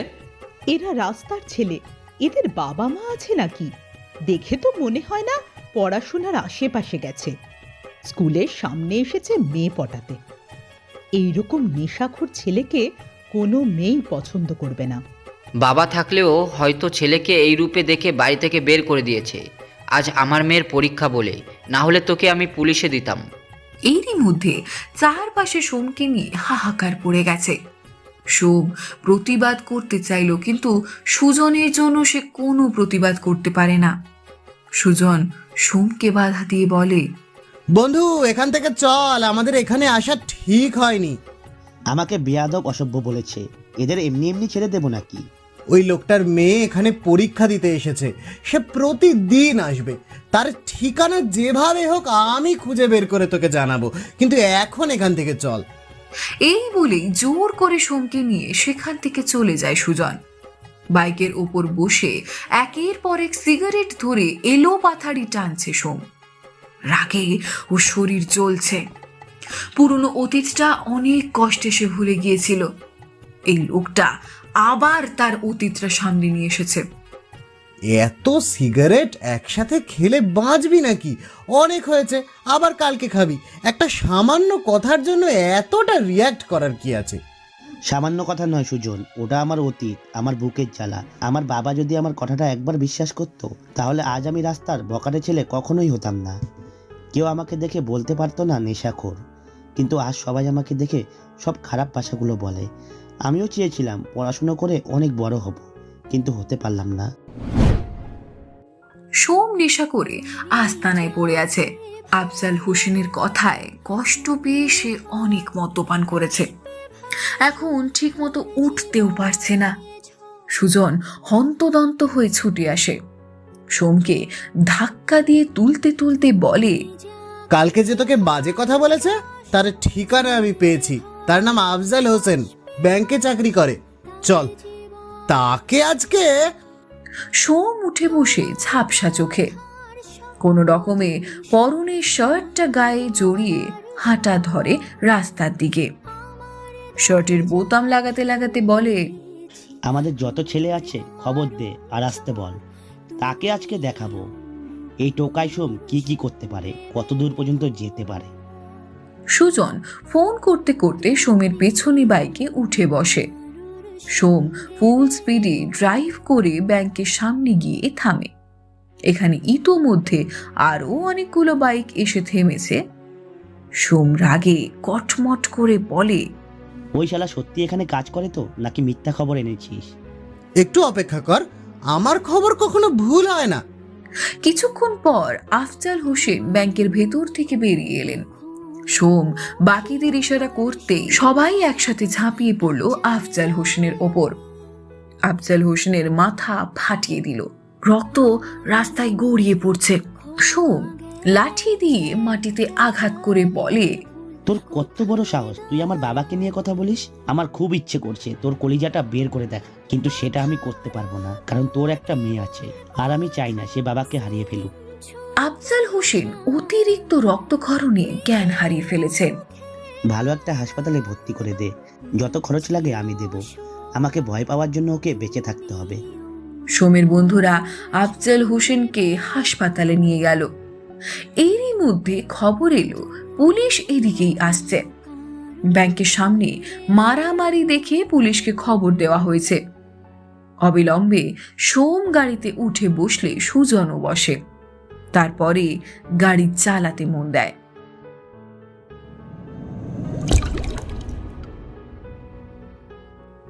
প্রিয়াঙ্কা পরীক্ষা দিয়ে বের হয়ে দাঁড়িয়ে আছে রাস্তার মাঝে। বাবা মাকে আজও প্রচন্ড মিস করছে। প্রিয়াঙ্কার বাবা বখাটের হাতে মার খেয়ে মাথা ফাটিয়ে হাসপাতালে ভর্তি আছে, তাই আজ প্রিয়াঙ্কার সাথে কেউ নেই। সোমও আজ কলেজের সামনে এসে পকেট মারার চেষ্টা করছে। একজন বড় লোকের পকেট থেকে ওয়ালেট বের করতে গিয়ে সেটা সোমের হাত থেকে নিচে পড়ে যায়। সোম নিচ থেকে তুলে ওয়ালেটটা পকেটে ঢুকাতে যাবে, ঠিক এমন সময় সে শুনতে পেল প্রিয়াঙ্কার গলা। আপনি তো অনেক ভালো, একজন মানুষের পকেট থেকে ওয়ালেট পড়ে গেছে আর আপনি সেটা না নিয়ে তাকে ফিরিয়ে দিচ্ছেন। যার ওয়ালেট সে সোমের দিকে তাকালে সোম প্রিয়াঙ্কার ওপর বিরক্ত হয়। একটা সৌজন্য হাসি দিয়ে ওয়ালেট তাকে ফিরিয়ে দিয়ে বলে, ওয়ালেট সাবধানে রাখবেন কেমন? সোমকে ধন্যবাদ দিয়ে সেখান থেকে চলে যায় লোকটা। প্রিয়াঙ্কা এক পাশে দাঁড়িয়ে গাড়ির জন্য অপেক্ষা করছে। সোম খুঁটিয়ে খুঁটিয়ে দেখছে প্রিয়াঙ্কাকে। হঠাৎ করে প্রিয়াঙ্কাকে ভালো লাগলো সোমের, অনেক মায়াবী লাগলো। ওর ঘেমে একাকার হয়ে যাওয়া ফর্সা মুখটা সোম নিজের সমস্ত জড়তা কাটিয়ে প্রিয়াঙ্কার পাশে দাঁড়িয়ে বলে, তুমিও এবার এসএসসি দিচ্ছ? হ্যাঁ। তোমার বাড়ি থেকে কেউ আসেনি? আসলে আমার বাবা হাসপাতালে ভর্তি আছেন, তাই আমাকে কেউ নিতে আসেনি। আমি এখান থেকে সোজা বাবাকে দেখতে হাসপাতালে যাব, কিন্তু এখন আমি কোনো গাড়ি পাচ্ছি না, আমার খুব ভয়ও করছে। আমি তোমাকে হাসপাতালে পৌঁছে দিই আমার বাইকে করে। বেশিক্ষণ লাগবে না, 10 মিনিটেই হাসপাতালে পৌঁছে যাবে। কিন্তু আমি তো তোমাকে চিনি না, অপরিচিত একজন পুরুষের বাইকে যাওয়াটা খুব একটা ভালো দেখায় না। আমাকে বিশ্বাস করছো না তাই তো? ঠিক আছে, আমার সাথে এসো, আমি তোমাকে একটা রিক্সা ঠিক করে দিচ্ছি। সোম প্রিয়াঙ্কার হাত ধরে রাস্তা পেরিয়ে চলে আসে রিক্সার সামনে, কিন্তু প্রিয়াঙ্কা এবার জানায় সে সোমের সাথে বাইকে যাবে, তাই সোম বাইকে উঠে যাওয়ার প্রস্তুতি নেয়। এর মধ্যে সুজন এসে সোমকে বলে, কিরে কোথায় যাচ্ছিস তুই? আমরা যেই কাজের জন্য এলাম সেটার কি হবে? তুই আছিস কি করতে? আমার হয়ে কাজটা তুই করে নে আজকে। এই বলেই সোম চলে গেল। তারপর সোম প্রিয়াঙ্কাকে হাসপাতালের সামনে নামিয়ে দিয়ে চলে আসলো।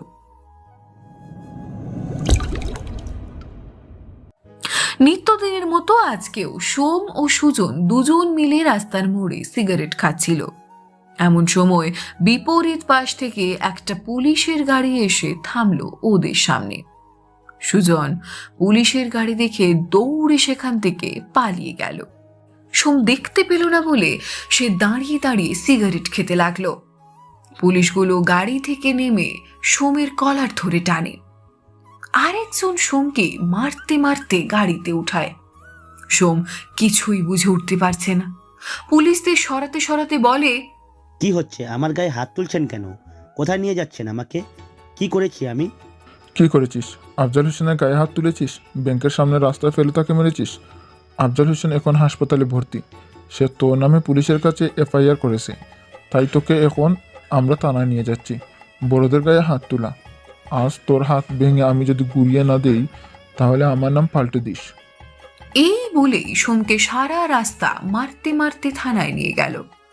আড়াল থেকে সব কিছু দেখলো সুজন। পরিস্থিতি বুঝে সে ছুটে গেল বসের কাছে সবটা জানাতে। দৌড়ে দৌড়ে আসার জন্য সুজন অনেক হাঁপিয়ে যায়। বস লক্ষ্য করে বলে, অসময় তুই এখানে? সোম কোথায়? কিছু হয়েছে? হ্যাঁ বস, সোমকে পুলিশ মারতে মারতে ধরে নিয়ে গেছে, আপনি তাড়াতাড়ি জামিনের ব্যবস্থা করুন। কি করেছে ও? সেদিন আমরা স্কুলের সামনে পকেট মারতে গেলাম না, তখন সোমের গায়ে একজন হাত তুলেছিল। সোম পরে তাকে মেরেছে। সে একজন ব্যাংকের কর্মকর্তা, মাথা ফেটে যাওয়ার কারণে হাসপাতালে ভর্তি। এখন সে সোমের নামে এফআইআর করেছে। কে ওকে মারামারি করতে বলেছে? ও ব্যাংকের কর্মকর্তাকে মেরেছে। আমি গেলে আমাকেও ধরে রেখে দেবে। এটা আমাকে ধরার কোনো ফাঁদও হতে পারে। যদি ভাগ্য ভালো থাকে তাহলে সোম জেল থেকে বেরিয়ে আসবে। আমি এসব আইনের ঝামেলায় ঢুকতে চাই না। বস, ও আপনার জন্য অনেক কিছু করেছে, আর আপনি এই কথা বলছেন? ছাড়াতে না যান, অন্তত দেখা করে আসেন। কানের সামনে জ্ঞান না করে সামনে থেকে সর। আমার ছেলের সবাই আমার জন্যই করে। ও নেহাত একটু বেশি করেছে। ওর পেছনে টাকা খরচ করার চেয়ে আমি আরও নতুন ছেলে রাখবো। সামনে থেকে সর সর, নিজের কাছে যা। সুজন বাধ্য হয়ে বেরিয়ে এলো আস্তানা থেকে। বসকে বুঝিয়ে কোনো লাভ নেই। সে বুঝতে পারল বস ওদের কোনো সাহায্যই করবে না। সুজনের মনে পড়ল এই এলাকার নেতার কথা। নেতা আসলাম তালুকদার একবার ওদের দুজনকে নিজের দলে রাখার জন্য প্রস্তাব দিয়েছিল, কিন্তু এই প্রস্তাব সহজেই দুজন সেদিন উপেক্ষা করেছিল। এলাকার নেতা আসলাম তালুকদার একটা গুরুত্বপূর্ণ কাজে ব্যস্ত আছে ইঞ্জিনিয়ারের সাথে। রাস্তাটা ভেঙে গেছে, তার পুনর্নির্মাণ করার চেষ্টা করছে। সুজনকে দেখে ইঞ্জিনিয়ারকে চলে যেতে বলে। ইঞ্জিনিয়ার চলে যেতে সুজনকে উদ্দেশ্য করে বলে, হীরা আজকে আমার বাড়িতে? সূর্য আজ কোন দিক দিয়ে উঠলো? তা সোম কোথায়? তোরা দুই হীরা মানিক তো একে অপরকে ছাড়া এক পাও যাস না, আজ হঠাৎ তুই একা এলি? নেতা সাহেব, সোমকে পুলিশ ধরে নিয়ে গেছে। আপনার তো অনেক ক্ষমতা, পুলিশকে বলুন সোমকে ছেড়ে দিতে। পুলিশ ওকে অনেক মেরেছে। কেন? এখন তোদের বস কই? আমি যখন তোদের আমার দলের হয়ে কাজ করার জন্য প্রস্তাব দিয়েছিলাম তখন তো বসের জন্য এলি না। এখন তোদের বস ভালো মন্দ দেখছে না? বস বলেছে সে সোমকে ছাড়াতে যাবে না। আপনি যদি সোমকে ছাড়িয়ে দেন তাহলে আমরা এবার থেকে আপনার হয়েই কাজ করব। নেতা সন্তুষ্ট হলো সুজনের কথায়। তখনই সুজনকে নিয়ে চলে গেল থানায়। সোমকে লকআপে আটকে রেখেছে। সুজন ভয়ে যেতে চায়নি। নেতা তাকে আশ্বাস দিয়ে নিয়ে গেছে। নেতাকে দেখে পুলিশের সব কর্মকর্তারা দাঁড়িয়ে সম্মান দিল। নেতা সবাইকে বসতে বলে নিজেও চেয়ারে বসে। তারপর বলে, তোমরা নাকি আমার ছেলেকে আটকে রেখেছ? তা ওকে গ্রেফতার করার আগে আমাকে জানিয়েছিলে? কে আপনার ছেলে স্যার? আমরা আপনার কোনো ছেলেকে তুলে আনার আগে আপনাকে খবর দিই। আপনি অনুমতি দিলে তবে আমরা তাকে ধরি। পাড়ার মোড় থেকে আজকে তুমি সোমকে তুলে নিয়ে এসেছ। সোম আমার দলের লোক, এখনই তুমি সোমকে ছেড়ে দেবে। ঠিক আছে, আমাদের ভুল হয়ে গেছে, আমরা আর সোমকে তুলে আনবো না। এক্ষুনি সোমকে ছেড়ে দিচ্ছি। আজকে সকালে যাকে ধরে নিয়ে এসেছি তাকে এক্ষুনি নিয়ে এসো, যাও। হাবিলদার লকআপের তালা খুলে সোমকে নিয়ে উপস্থিত হলো। শরীরে অনেক রক্ত দেখে বোঝা যাচ্ছে ওকে অনেক মেরেছে। সোম এসে মাথা নিচু করে নেতার পেছনে দাঁড়িয়ে যায়। পুলিশের সাথে হাত মিলিয়ে নেতা বাড়ির দিকে রওনা হয়। যাওয়ার আগে সুজনের দিকে তাকিয়ে বলে, তোমার বন্ধুকে বুঝে আমার কাছে নিয়ে এসো, আমি তোমাদের অপেক্ষায় থাকবো। সোমের বাইকটাও থানায় আটকে রাখা হয়েছিল, সেটাও ফেরত দিয়েছে পুলিশ। সোম বাইকে উঠে সুজনকেও উঠতে বলে। দুজন বাইকে উঠলে দ্রুত গতিতে বাইক চালায় সোম। তারপরে বসের সব কথা সোমকে খুলে বলে সুজন। সোম একটা দীর্ঘশ্বাস ফেলে আকাশের দিকে তাকিয়ে থাকে। যে ছেলের এখন পড়াশোনা করে চাকরি করার কথা ছিল, সে এই বয়সে জেলের হাওয়া খেয়ে এসেছে।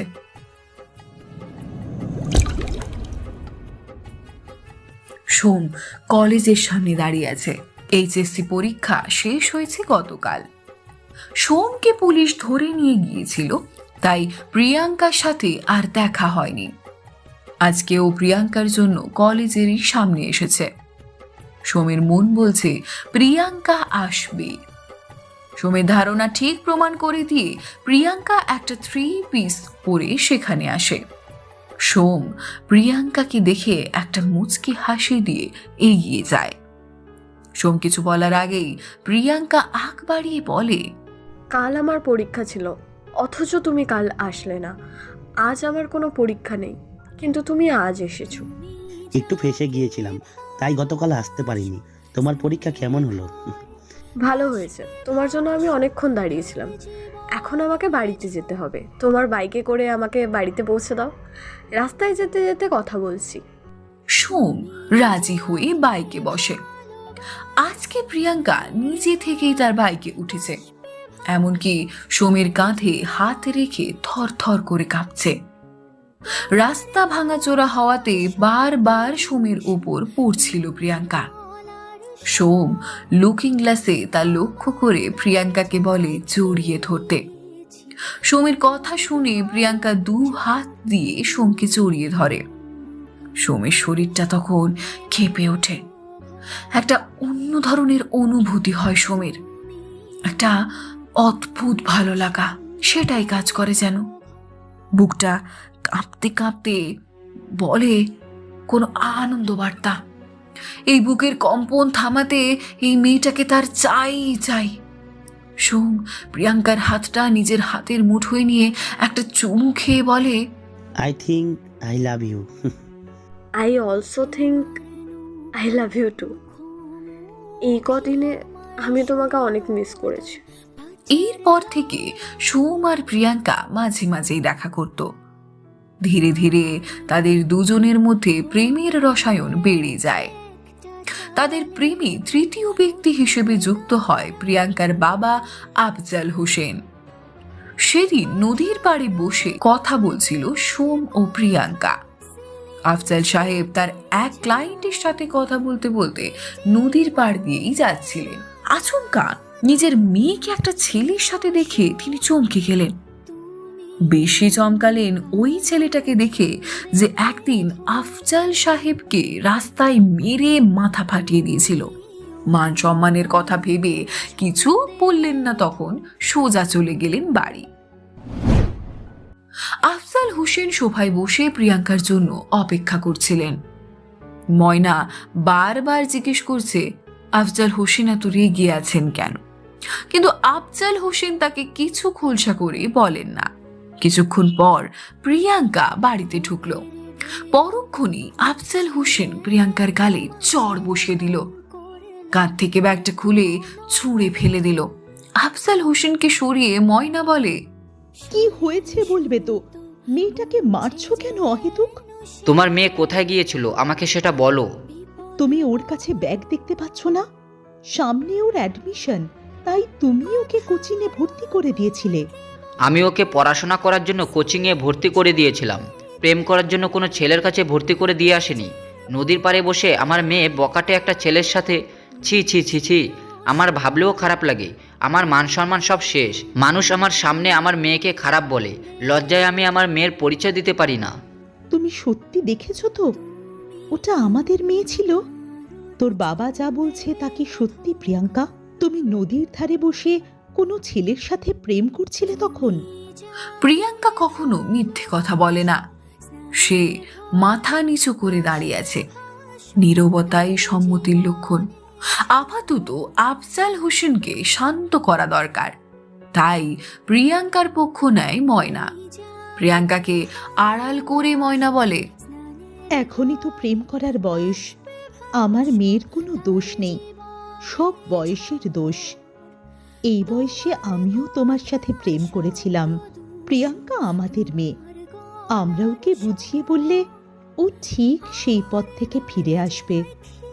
তুমি না বুঝিয়ে প্রিয়াঙ্কার গায়ে হাত তুললে, এটা আমি তোমার মতো শিক্ষিত একজন মানুষের থেকে কোনোভাবেই আশা করিনি। বিশ্বাস করো মা, আমি সোমকে অনেক ভালোবাসি, আর সোমও আমাকে অনেক ভালোবাসে। মা বাবার সামনে দাঁড়িয়ে প্রিয়াঙ্কা বেপরোয়া ভাবে কথা বলে। এতে প্রিয়াঙ্কার উপর চটে যায় আফজাল হোসেন। বিনিময়ে তেড়ে আসে প্রিয়াঙ্কাকে মারতে। ময়না আফজাল হোসেনকে সরিয়ে দিয়ে বলে, ওর কিশোরী মন যেটা চাইছে ও আমাদের সেটাই বলছে। তুমি বারবার কেন মেয়েটার গায়ে হাত দিতে আসছো? আমার মেয়ের গায়ে হাত দিলে আমার চেয়ে খারাপ কেউ হবে না। তোমার মেয়ে যদি ভালো কোনো ছেলের সাথে প্রেম করতো তাহলে আমি অবশ্যই মেনে নিতাম। তোমার মেয়ে একটা বকাটে ছেলের প্রেমে পড়েছে। কোন ছেলে জানো? সেদিন পরীক্ষার হলে যে ছেলেটা সিগারেট খেয়ে আমার মুখে ধোঁয়া দিয়েছিল, আমি রাগে তাকে মেরেছিলাম। তার বিনিময়ে সে আমার মাথা ফাটিয়ে দিয়েছিল। আমি হাসপাতালেও ভর্তি ছিলাম। সেই ছেলের সাথে ও প্রেম করছে। ওকে আমি পুলিশে দিয়েছি, এজন্য ও আমার মেয়ের সাথে প্রেমের অভিনয় করে তার প্রতিশোধ নিচ্ছে। ময়না নিজেও এবার চুপ থাকতে পারে না। ঠাস ঠাস করে কয়েকটা চড় বসিয়ে দিল প্রিয়াঙ্কার গালে। প্রিয়াঙ্কা মাথা নিচু করে শব্দ করে কেঁদে চলেছে। রাগে ময়না ধমক দিয়ে বলে, একদম চুপ। মুখ থেকে একটা আওয়াজ বের হলে খবর আছে। যে ছেলে তোর বাবার গায়ে হাত দিয়েছে সেই ছেলের সাথে আমি তোর ছায়াও দেখতে চাই না। আজকের পর থেকে তুই ওই ছেলেটার সাথে একটুও কথা বলবি না। প্রিয়াঙ্কা বাক্য করে। ময়না প্রিয়াঙ্কার গালে আবার চড় বসিয়ে দিলেন। তারপরে প্রিয়াঙ্কার হাত ধরে ঘরে নিয়ে গেলেন। প্রিয়াঙ্কাকে ঘরের ভেতরে রেখে বাইরে থেকে দরজা বন্ধ করে দিলেন। প্রিয়াঙ্কা যদি সামান্য একটা দিনমজুরের সাথে প্রেম করত তাও মেনে নিত ময়না, কারণ সে ভালোবাসার মূল্য জানে। কিন্তু এমন একটা গুন্ডার হাতে মেয়েকে সে কখনোই তুলে দেবে না। প্রিয়াঙ্কা দরজার ওপাশ থেকে ক্রমাগত দরজা ধাক্কা দিয়েই চলেছে।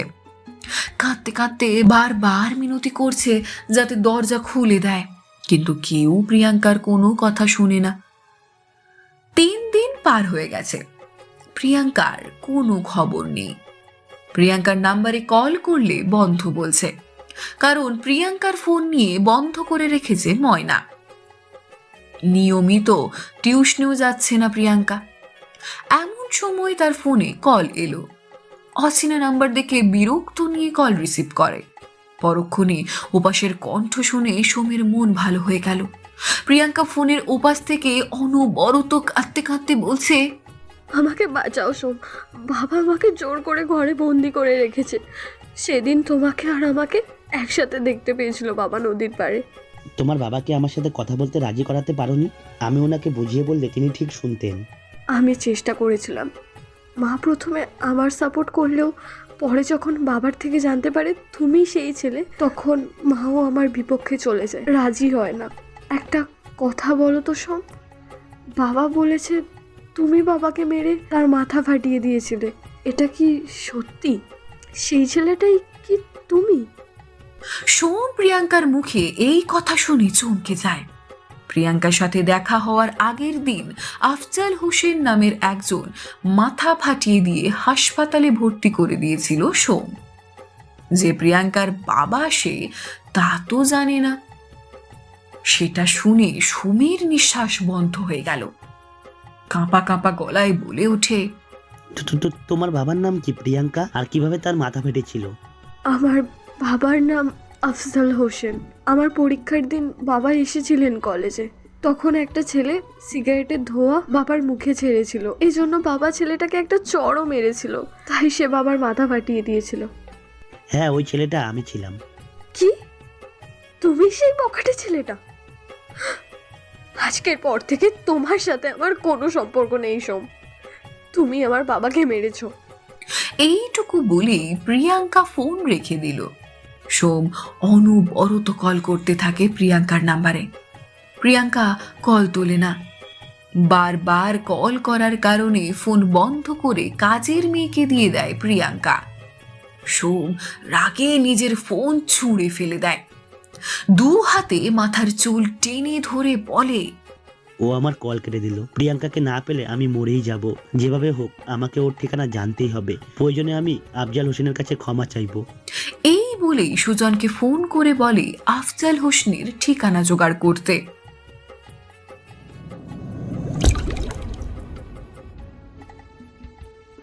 আজকে শুক্রবার বলে আফজাল হোসেনের ব্যাংক বন্ধ, তাই সে খবরের কাগজ পড়ছে সোফায় বসে। ময়না চা বানিয়ে আফজাল হোসেনকে দিয়ে বসে আছে তার পাশে। মেয়ের উন্নতি নিয়ে আলোচনা করে। মেয়েকে নিয়ে তাদের অনেক স্বপ্ন, তাই শেষবারের মতো মেয়ের সিদ্ধান্ত জানতে চায়।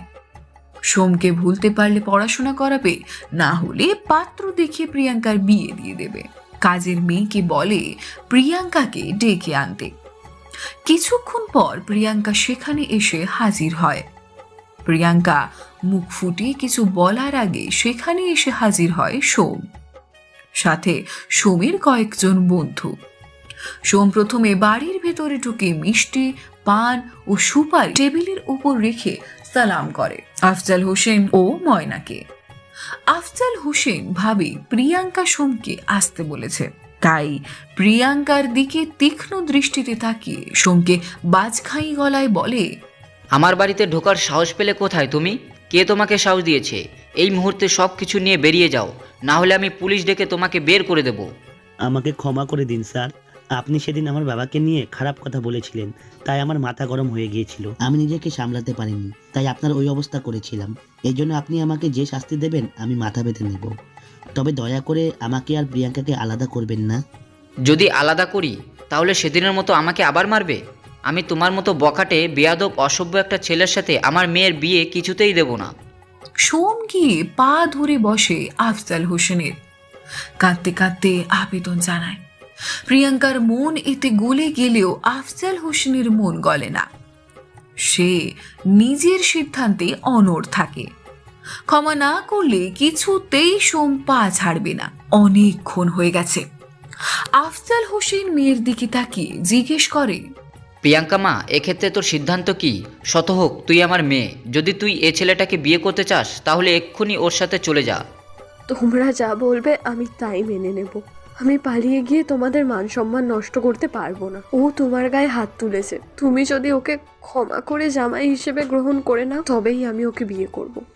আফজাল হোসেনকে ডেকে নিয়ে ময়না চুপি চুপি অনেক কিছু বলে।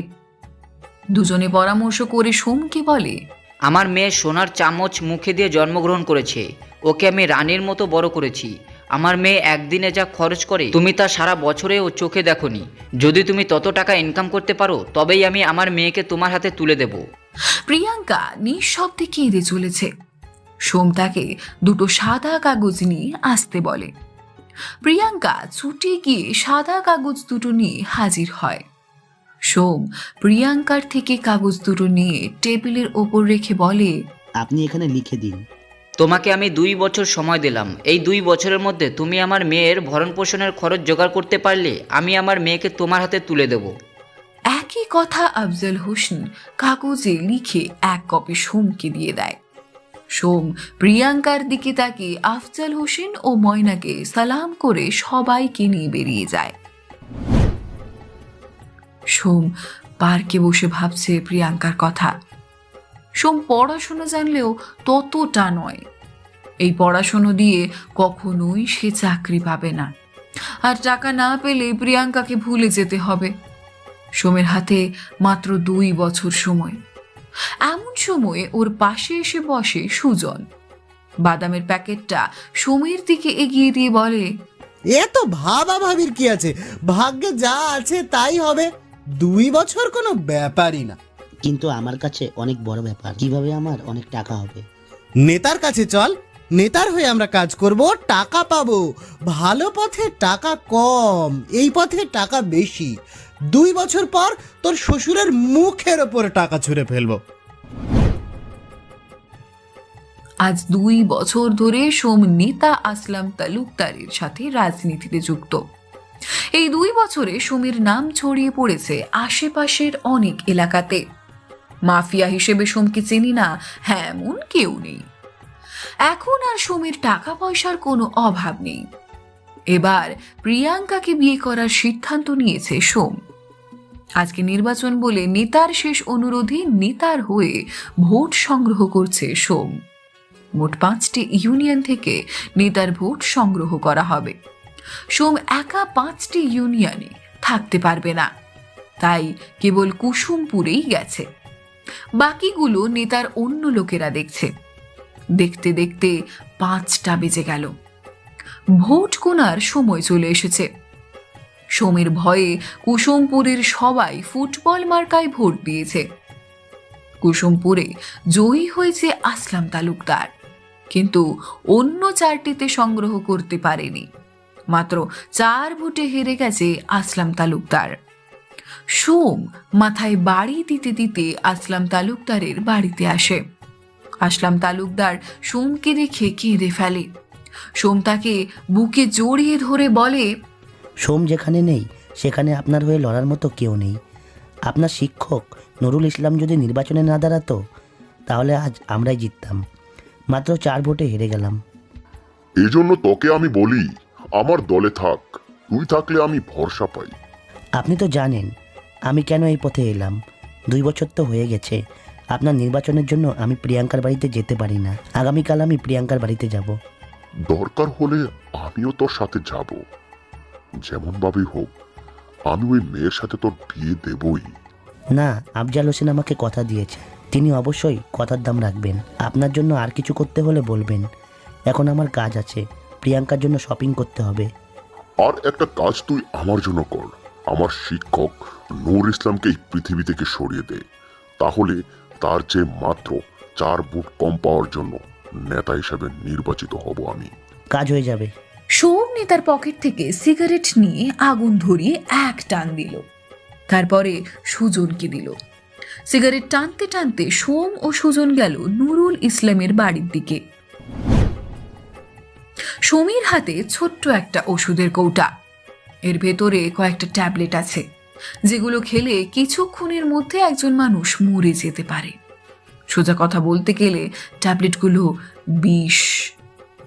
নুরুল ইসলামের বাড়ির জানলা দিয়ে বাড়ির ভেতরে প্রবেশ করে সোম। সকলের অগোচরে বাড়ির ভেতরে প্রবেশ করে চলে গেল নুরুল ইসলামের ঘরের ভিতরে। নুরুল ইসলাম প্রতিদিন ঘুমানোর আগে একটা হার্টের ওষুধ খায়। সেই কৌটোটা টেবিলের উপরে রাখা ছিল। সোম কৌটোর ছিপি খুলে কয়েকটা ট্যাবলেট কৌটোর ভিতরে ঢুকিয়ে দিল, তারপরে ঘরের ভিতর লুকিয়ে থাকলো। অন্যদিকে সুজন বাড়ির সব সিসি ক্যামেরাগুলো বন্ধ করে দিয়েছে। কিছুক্ষণ পর নুরুল ইসলাম রাতের খাবার শেষ করে ঢুকলেন। নেতা হিসেবে তাকে মালা দিয়ে বরণ করে নিয়েছে অনেকে। আগামীকাল আনুষ্ঠানিকভাবে ঘোষণা দিয়ে তাকে নেতার ক্ষমতা প্রদান করা হবে। এক গ্লাস জল নিয়ে একটা হার্টের ওষুধ খেয়ে ফেলে নুরুল ইসলাম। তারপরে ঘরের আলো নিভিয়ে দিয়ে শুয়ে পড়ে। কিছুক্ষণ পর বিছানা থেকে উঠে ঘরের ভেতরে ছটফট করে। কামে তার সমস্ত জামা ভিজে জবু থবু। ঘরের এসির পাওয়ারটাও বাড়িয়ে দিল। এরপর কাতরাতে কাতরাতেই মেঝেতে শুয়ে পড়ে। কিছুক্ষণ পর তার মুখ দিয়ে সাদা ফেনাগুলো বের হয়। মৃত্যুর কোলে ঢলে পড়ার আগে তার দৃষ্টি যায় বিছানার নিচে। সেখানে সোম শুয়ে চুইংগাম চিবুচ্ছে। অবিলম্বে নুরুল ইসলাম বুঝে যায় এই কাজটি সোমের, কিন্তু ততক্ষণে তার বাক শক্তি হারিয়ে গেছে। বেশ কয়েকবার চিৎকার দিয়ে সে বডিগার্ডদের ডাকার চেষ্টা করে, কিন্তু তার গলা দিয়ে কোনো স্বর বের হয় না। কিছুক্ষণ পর তার শরীর নিস্তেজ হয়ে যায়। সোম চুইংগাম চিবুতে চিবুতে নুরুল ইসলামের ঘরের জানালা থেকে নিচে লাফ দিল। দোতলা হওয়াতে হাঁটুতে একটু ব্যথা পেলেও সহ্য করে নিল। সোজা হয়ে দাঁড়িয়ে সুজনের সাথে হাইফেন করে বেরিয়ে গেল বাড়ি থেকে। তারপরে নেতা আসলাম তালুকদারকে ফোন দিয়ে বলে, নেতা, আপনার কাজ হয়ে গেছে, কালকে ক্ষমতা গ্রহণ করার জন্য তৈরি হয়ে যান। সোম হাতে টাকা ভর্তি ব্যাগ নিয়ে দাঁড়িয়ে আছে প্রিয়াঙ্কাদের বাড়ির সামনে। তবে বেশি আশ্চর্য হচ্ছে প্রিয়াঙ্কার বাড়িতে অনুষ্ঠানমুখ পরিবেশ দেখে।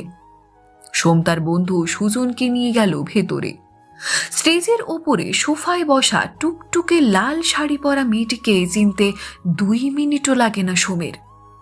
সোম বুকে হাত দিয়ে এগিয়ে যায়। তখনই শুনতে পেল কাজী সাহেব তাকে কবুল বলতে বলছে। সোমের হাত থেকে ব্যাগটা পড়ে যায় মাটিতে। প্রিয়াঙ্কা কান্না ভেজা মুখে কবুল বলার চেষ্টা করতেই সোম চিৎকার করে বলে, না প্রিয়া, একদম না, তুমি আমার সাথে এমন বিশ্বাসঘাতকতা করতে পারো না।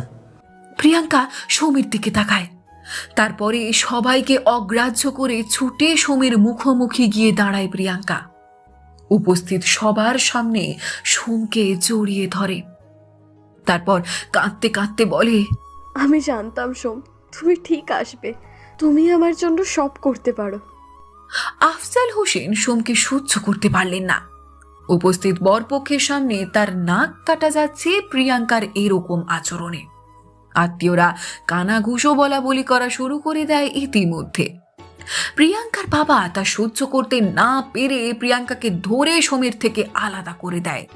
তারপরে আঙুল তুলে বলে, আমার মেয়ের বিয়ে হচ্ছে এখানে, কোনো সিন ক্রিয়েট করো না। সিন ক্রিয়েট তো আপনি করছেন শ্বশুরমশাই, আমাকে কথা দিয়ে সেই কথার খেলাপ করছেন। আপনি আমাকে কথা দিয়েছিলেন, আমি আপনার মেয়েকে টাকা দিয়ে সুখে রাখতে পারলে আপনি প্রিয়াঙ্কাকে আমার হাতে তুলে দেবেন। আমি বুঝতে পারলাম আপনার কথার কোনো দাম নেই, তবুও আমার কিছু করার নেই। এই ধরুন আপনার টাকা, আর আমি প্রিয়াঙ্কাকে নিয়ে চললাম। বলেই সোম প্রিয়াঙ্কার হাত ধরে হাঁটা দিল। আফজাল হোসেন ছুটে গিয়ে ওদের পথ আটকেছিলেন। বিচলিত হয়ে বলতে থাকেন, তুমি বুঝতে পারছো না, আমি বাবা হয়ে একজন গুন্ডার হাতে মেয়েকে তুলে দিতে পারি না। গুন্ডাদের জীবনের কোনো গ্যারান্টি থাকে না, ওরা যখন তখন মরে যেতে পারে। কোনো বাবাই চায় না তার মেয়ে বিধবা হোক। তাহলে আমি আজ থেকে সমস্ত খারাপ কাজ ছেড়ে দেব। আপনি শুধু প্রিয়াঙ্কাকে আমার হাতে তুলে দিন। আপনি আমার কাছে শুধু টাকা চেয়েছিলেন, আপনি একবারও বলেননি সৎ পথে থেকে আমাকে টাকা উপার্জন করতে হবে। সেটা না হয় বাদ দিলাম, তুমি গুন্ডামি করবে রাস্তায়, আর আমার মেয়ে বাড়িতে একা থাকবে। তখন যদি ওকে কেউ ধরে নিয়ে যায়, তোমার একটা পরিবারও নেই যে আমার মেয়েকে দেখাশোনা করবে। কোন ভরসায় একজন মা তার মেয়েকে তোমার মতো গুন্ডার হাতে তুলে দেবে? সোম মুখ ফুটে বলতে পারে না ওর একটা পরিবার আছে। প্রিয়াঙ্কার হাত ছেড়ে দিয়ে আকাশের দিকে তাকিয়ে দীর্ঘ নিঃশ্বাস ফেলে। এমন সময় শুনতে পায় তার বাবা ইকবাল সাহেবের গলা। কে বলেছে সোমের কোনো পরিবার নেই? আমি ওর বাবা ইকবাল রহমান। আমি আপনার মেয়ের দায়িত্ব নিলাম। আপনি যদি আপনার মেয়েকে আমার ছেলের হাতে তুলে না দেন, তাহলে চুক্তি অনুযায়ী আমি আপনাকে পুলিশে দেব। ইকবাল সাহেবকে দেখে আফজাল হোসেন অনেক খুশি হয়ে জড়িয়ে ধরলেন। কৌশল বিনিময় করে আফজাল হোসেন বলে, তুই ওকে চিনিস? ও তোর ছেলে হতে পারে না। ও একটা রাস্তার বকাটে, বেয়াদব, একটা গুন্ডা, একটা সন্ত্রাসী। ও আমার ছেলে সোম রহমান। আরো অনেক বছর আগে আমি ওকে বাড়ি থেকে বের করে দিয়েছিলাম। অতঃপর ইকবাল সাহেব সমস্ত ঘটনা খুলে বলে আফজাল রহমানকে। ইকবাল সাহেব ও আফজাল রহমান দুজন বাল্যবন্ধু। ইকবাল সাহেবের কথা শুনে আশাহত হলেন আফজাল রহমান। সোমের ওপর তার অনেক দয়া হলো। বাল্যবন্ধু হলেও ইকবাল সাহেবের ওপর অনেক বিশ্বাস আফজাল রহমানের। তাই নিজের মেয়ে প্রিয়াঙ্কাকে সোমের হাতে তুলে দিতে সে আর কোনো আপত্তি করে না।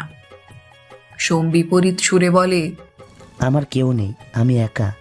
আপনি যদি আমার হাতে প্রিয়াঙ্কাকে তুলে দেন, তবেই আমি প্রিয়াঙ্কাকে বিয়ে করব।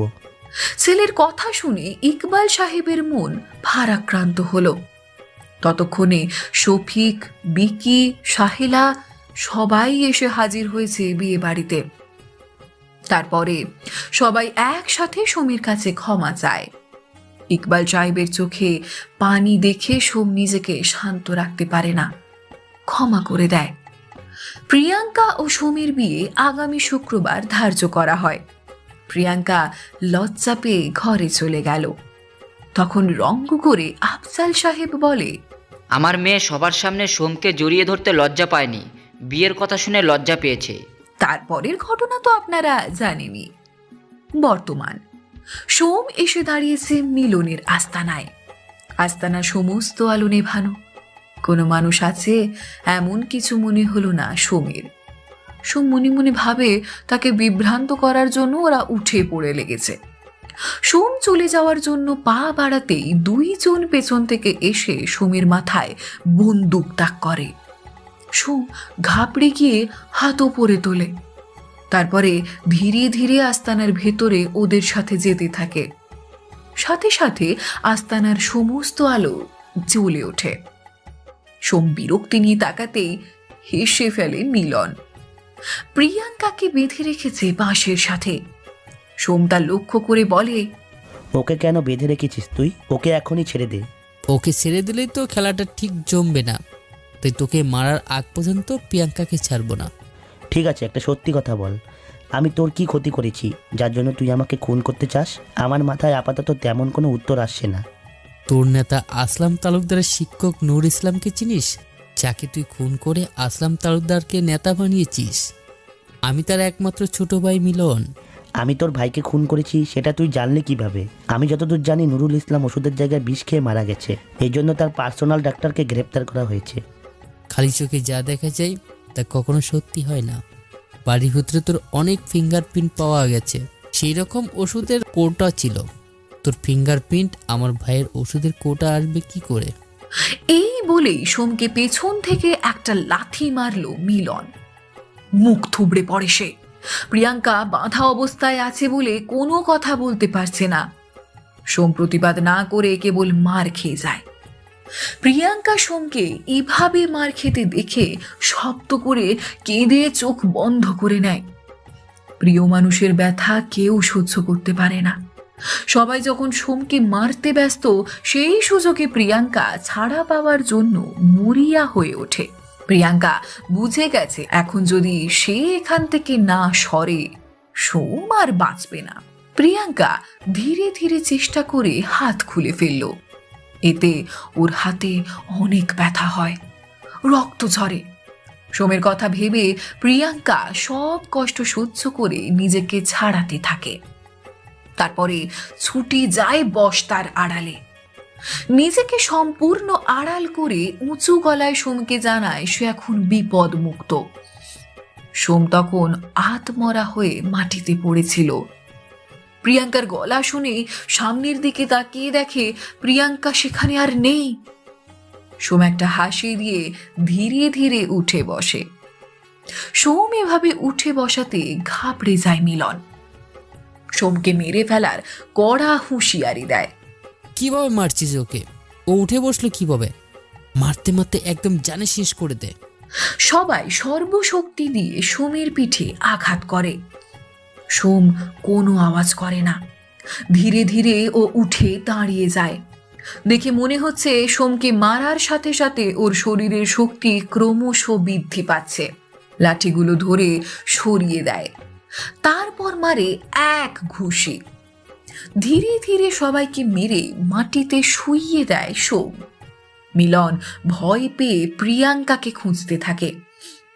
একমাত্র প্রিয়াঙ্কাকে দেখিয়েই মিলন সোমের থেকে বাঁচতে পারবে। মিলন প্রিয়াঙ্কার গলায় শক্ত করে ছুরি ধরে সোমকে উদ্দেশ্য করে বলে, থেমে যা সোম, নাহলে আমি তোর প্রিয়াঙ্কাকে মেরে ফেলবো বলে দিলাম। না সোম, তুমি একদম থামবে না, ওদের মারো তুমি। সোম থেমে যায়। মিলন হেসে প্রিয়াঙ্কার গলায় ছুরিটা আরেকটু শক্ত করে ধরে। এতে প্রিয়াঙ্কার গলা কিছুটা কেটে রক্ত বের হতে শুরু হয়। বারবার কাটা জায়গায় আঘাত লাগাতে প্রিয়াঙ্কার গলা থেকে রক্ত বের হয়ে ভেসে আসছে। সোম তীক্ষ্ণ দৃষ্টিতে তাকিয়ে থাকে। সোম যদি একটু এগিয়ে যায় তাহলে প্রিয়াঙ্কাকে একেবারে শেষ করে দেবে মিলন, আর না এগোলে ধীরে ধীরে শেষ করে দেবে। সোম প্রিয়াঙ্কার জীবন বাঁচানোর জন্য বড় একটা ঝুঁকি নিল। উপরে ঝুলে থাকা দড়িটা ধরে মিলনকে এক লাথি মারল। তারপর প্রিয়াঙ্কা ধাক্কা দিয়ে ফেলে দিল। তারপরে ঝাঁপিয়ে পড়ল মিলনের ওপর। সোম মিলনকে মারতে মারতে বলে, তুই আমার কলিজায় হাত দিয়েছিস, এত সহজে আমি তোকে ছাড়বো না। বলেছিলাম না তোকে কুকুরের মতো রাস্তায় ফেলে মারবো? এখন দেখ তোর কি করি আমি। আমাকে ছেড়ে দে সোম, নাহলে কিন্তু তোর খারাপ হয়ে যাবে। আমিও দেখি আমার কি খারাপ হয়। মিলনকে মারতে মারতে আধমরা করে ফেলে সোম। রাগে ওর কপালে রগ ফেটে যাওয়ার উপক্রম। মাটি থেকে ছুরি নিয়ে মিলনের ওপর আক্রমণ করার আগেই সেখানে উপস্থিত হলো সুজন, বিকি, শফিক। সাথে এসেছে পুলিশ অফিসার। সোমের থেকে খবর জেনে রাস্তায় থাকা পুলিশকে নিয়েই এখানে এসেছে সুজন আর বাকিরা। পুলিশ এসে সোমের হাত থেকে ছুরি রুমাল দিয়ে ধরে নেয়। তারপর সোমের কাঁধে হাত রেখে বলে, শুনেছি তুমি ভালো হয়ে গেছো। ওই মেয়েটাকে বিয়ে করে সুখে থাকো। সারা জীবন অনেক কষ্ট করেছো। আমি চাই না কাউকে খুন করে ওই মেয়েটার অপেক্ষার প্রহর দীর্ঘ করো। ধন্যবাদ স্যার। পুলিশ সোমকে জড়িয়ে ধরে চলে গেল নিজের গন্তব্যে। বাকি পুলিশরা গুন্ডাদের ধরে ধরে গাড়িতে নিয়ে চলে গেল। তারপরে সোম ছুটে গেল প্রিয়াঙ্কার কাছে। মাথা থেকে রুমাল খুলে প্রিয়াঙ্কার গলার রক্ত মুছে দেয়। প্রিয়াঙ্কা ব্যথায় চাপা আর্তনাদ করে। সোম মুছে দিতে দিতে বলে, আমি অনেক দুঃখিত প্রিয়া, আমার জন্য আজ তোমার এত বড় ক্ষতি হয়েছে। ইচ্ছে করছে ছুরি দিয়ে নিজের গলা নিজেই কেটে ফেলি। একদম এমন কথা বলো না সোম, তোমার কিছু হলে আমি তো মরেই যাব। বিয়ে বাড়িতে অনেকে বলছিল তুমি নাকি গুন্ডা দেখে একটুও কাঁদনি, শুধু সাজছিলে। আমার তোমার উপর বিশ্বাস আছে। আমি জানতাম তুমি আমাকে ঠিক ফিরিয়ে নিয়ে যাবে। এখান থেকে গিয়ে সাজার সময় পাবো কিনা কে জানে, তাই আমি আগেই সেজে নিয়েছিলাম। দেরি হয়ে যাচ্ছে, তাড়াতাড়ি চল, ওদিকে কাজী সাহেব এসে বসে আছে তোদের বিয়ে পড়াবে বলে। সোম প্রিয়াঙ্কার গলায় রুমাল হালকা করে বেঁধে দিল। তারপর মৃদু ঝুঁকে প্রিয়াঙ্কাকে কোলে তুলে নিয়ে হাঁটা দিল বাড়ির দিকে। সোম আর প্রিয়াঙ্কাকে দেখে শফিক, বিকি সিটি দিল। প্রিয়াঙ্কা লজ্জায় সোমের কাঁধ জড়িয়ে ধরে। বিয়ের আসরে এসে উপস্থিত হয়েছে সোম ও প্রিয়াঙ্কা। মেয়েকে পেয়ে ময়না ও আফজাল হোসেন কেঁদে ফেললেন। প্রিয়াঙ্কার কাটা গলায় হাত বুলিয়ে দিতে দিতে বলে, তোর গলা থেকে এত রক্ত বের হচ্ছে কেন? তোর কিছু হয়নি তো মা? না মা, আমার কিছু হওয়ার আগেই সোম আমাকে বাঁচিয়ে নিয়েছে। সোমের দিকে তাকিয়ে দেখো, মারতে মারতে তাকে আধমরা করে ফেলেছে। সোমের বাবা ও সৎ মা দূরে দাঁড়িয়েছিলেন। সাহেলা এগিয়ে এসে সোমের গাল থেকে রক্ত মুছে দিতে দিতে বলে, আয় এখানে বস, আমি তো শরীরে হালকা করে ব্যান্ডেজ করে দিচ্ছি। লাগবে না আম্মা, এমনিতেই সেরে যাবে। আমি জানি তুই কেন এমন কথা বলছিস। আমি আমার আগের ব্যবহারের জন্য অনেক লজ্জিত। তুই এই বাড়ির থেকে চলে আসার পর তোর বাবা আমাকে একদিনের জন্যও শান্তিতে থাকতে দেয়নি। সারা দিন পাগলের মতো করেছে। আমি কাছে থেকে দেখেছি ছেলে হারানো এক বাবার চিৎকার। তুই আর না করিস না। সাহেলা সোমকে বসিয়ে নিজের হাতে ব্যান্ডেজ করে দিল। সোম অপলক দৃষ্টিতে মায়ের ভালোবাসা উপলব্ধি করছে। ময়না ও আফজাল হোসেন নিজেদের ভুল বুঝতে পেরে সোমের হাত ধরে কান্না ভেজা গলায় বলে, সোম, আমার মেয়ে তোমার কাছেই সবচেয়ে ভালো থাকবে। এতদিন নিজের বন্ধুর উপর বিশ্বাস করে আমি আমার মেয়েকে তোমার হাতে তুলে দিতে চেয়েছি, কিন্তু আমি আজ তোমার চোখে আমার প্রিয়াঙ্কার জন্য যে ভালোবাসা দেখেছি সেটাও অন্য কেউ হয়তো কোনোদিনও প্রিয়াঙ্কাকে দিতে পারবে না। তাই আজ আমি নিজের ইচ্ছায় প্রিয়াঙ্কাকে তোমার হাতে তুলে দিচ্ছি। আমি আপনার সাথে যা করেছি আপনি কেন কোনো বাবাই আমার হাতে তার মেয়েকে তুলে দেবে না? এক্ষেত্রে আপনার কোনো দোষ নেই। আফজাল হোসেন প্রথমবার সোমকে জামাই স্বীকৃতি দিয়ে বুকে টেনে নিলেন। কিছুক্ষণের মধ্যেই সোম ও প্রিয়াঙ্কার বিয়ে পড়ানোর কাজ শুরু হলো। গাজী সাহেব প্রিয়াঙ্কাকে কবুল বলতে বললে প্রিয়াঙ্কা কবুল না বলে মাটির দিকে তাকিয়ে থাকে। ইকবাল সাহেব তা দেখে বলে, বন্ধু, তোর মেয়ে বোধহয় আমার ছেলেকে বিয়ে করতে চাইছে না। আমরা তাহলে চলে যাই, কি বলিস? কেন যাবেন আপনারা? আমি বলছি তো, কবুল কবুল কবুল। সবাই প্রিয়াঙ্কার এমন কাণ্ডে একসাথে হেসে ওঠে। প্রিয়াঙ্কা লজ্জায় আর কোনো কথা বলতে পারে না।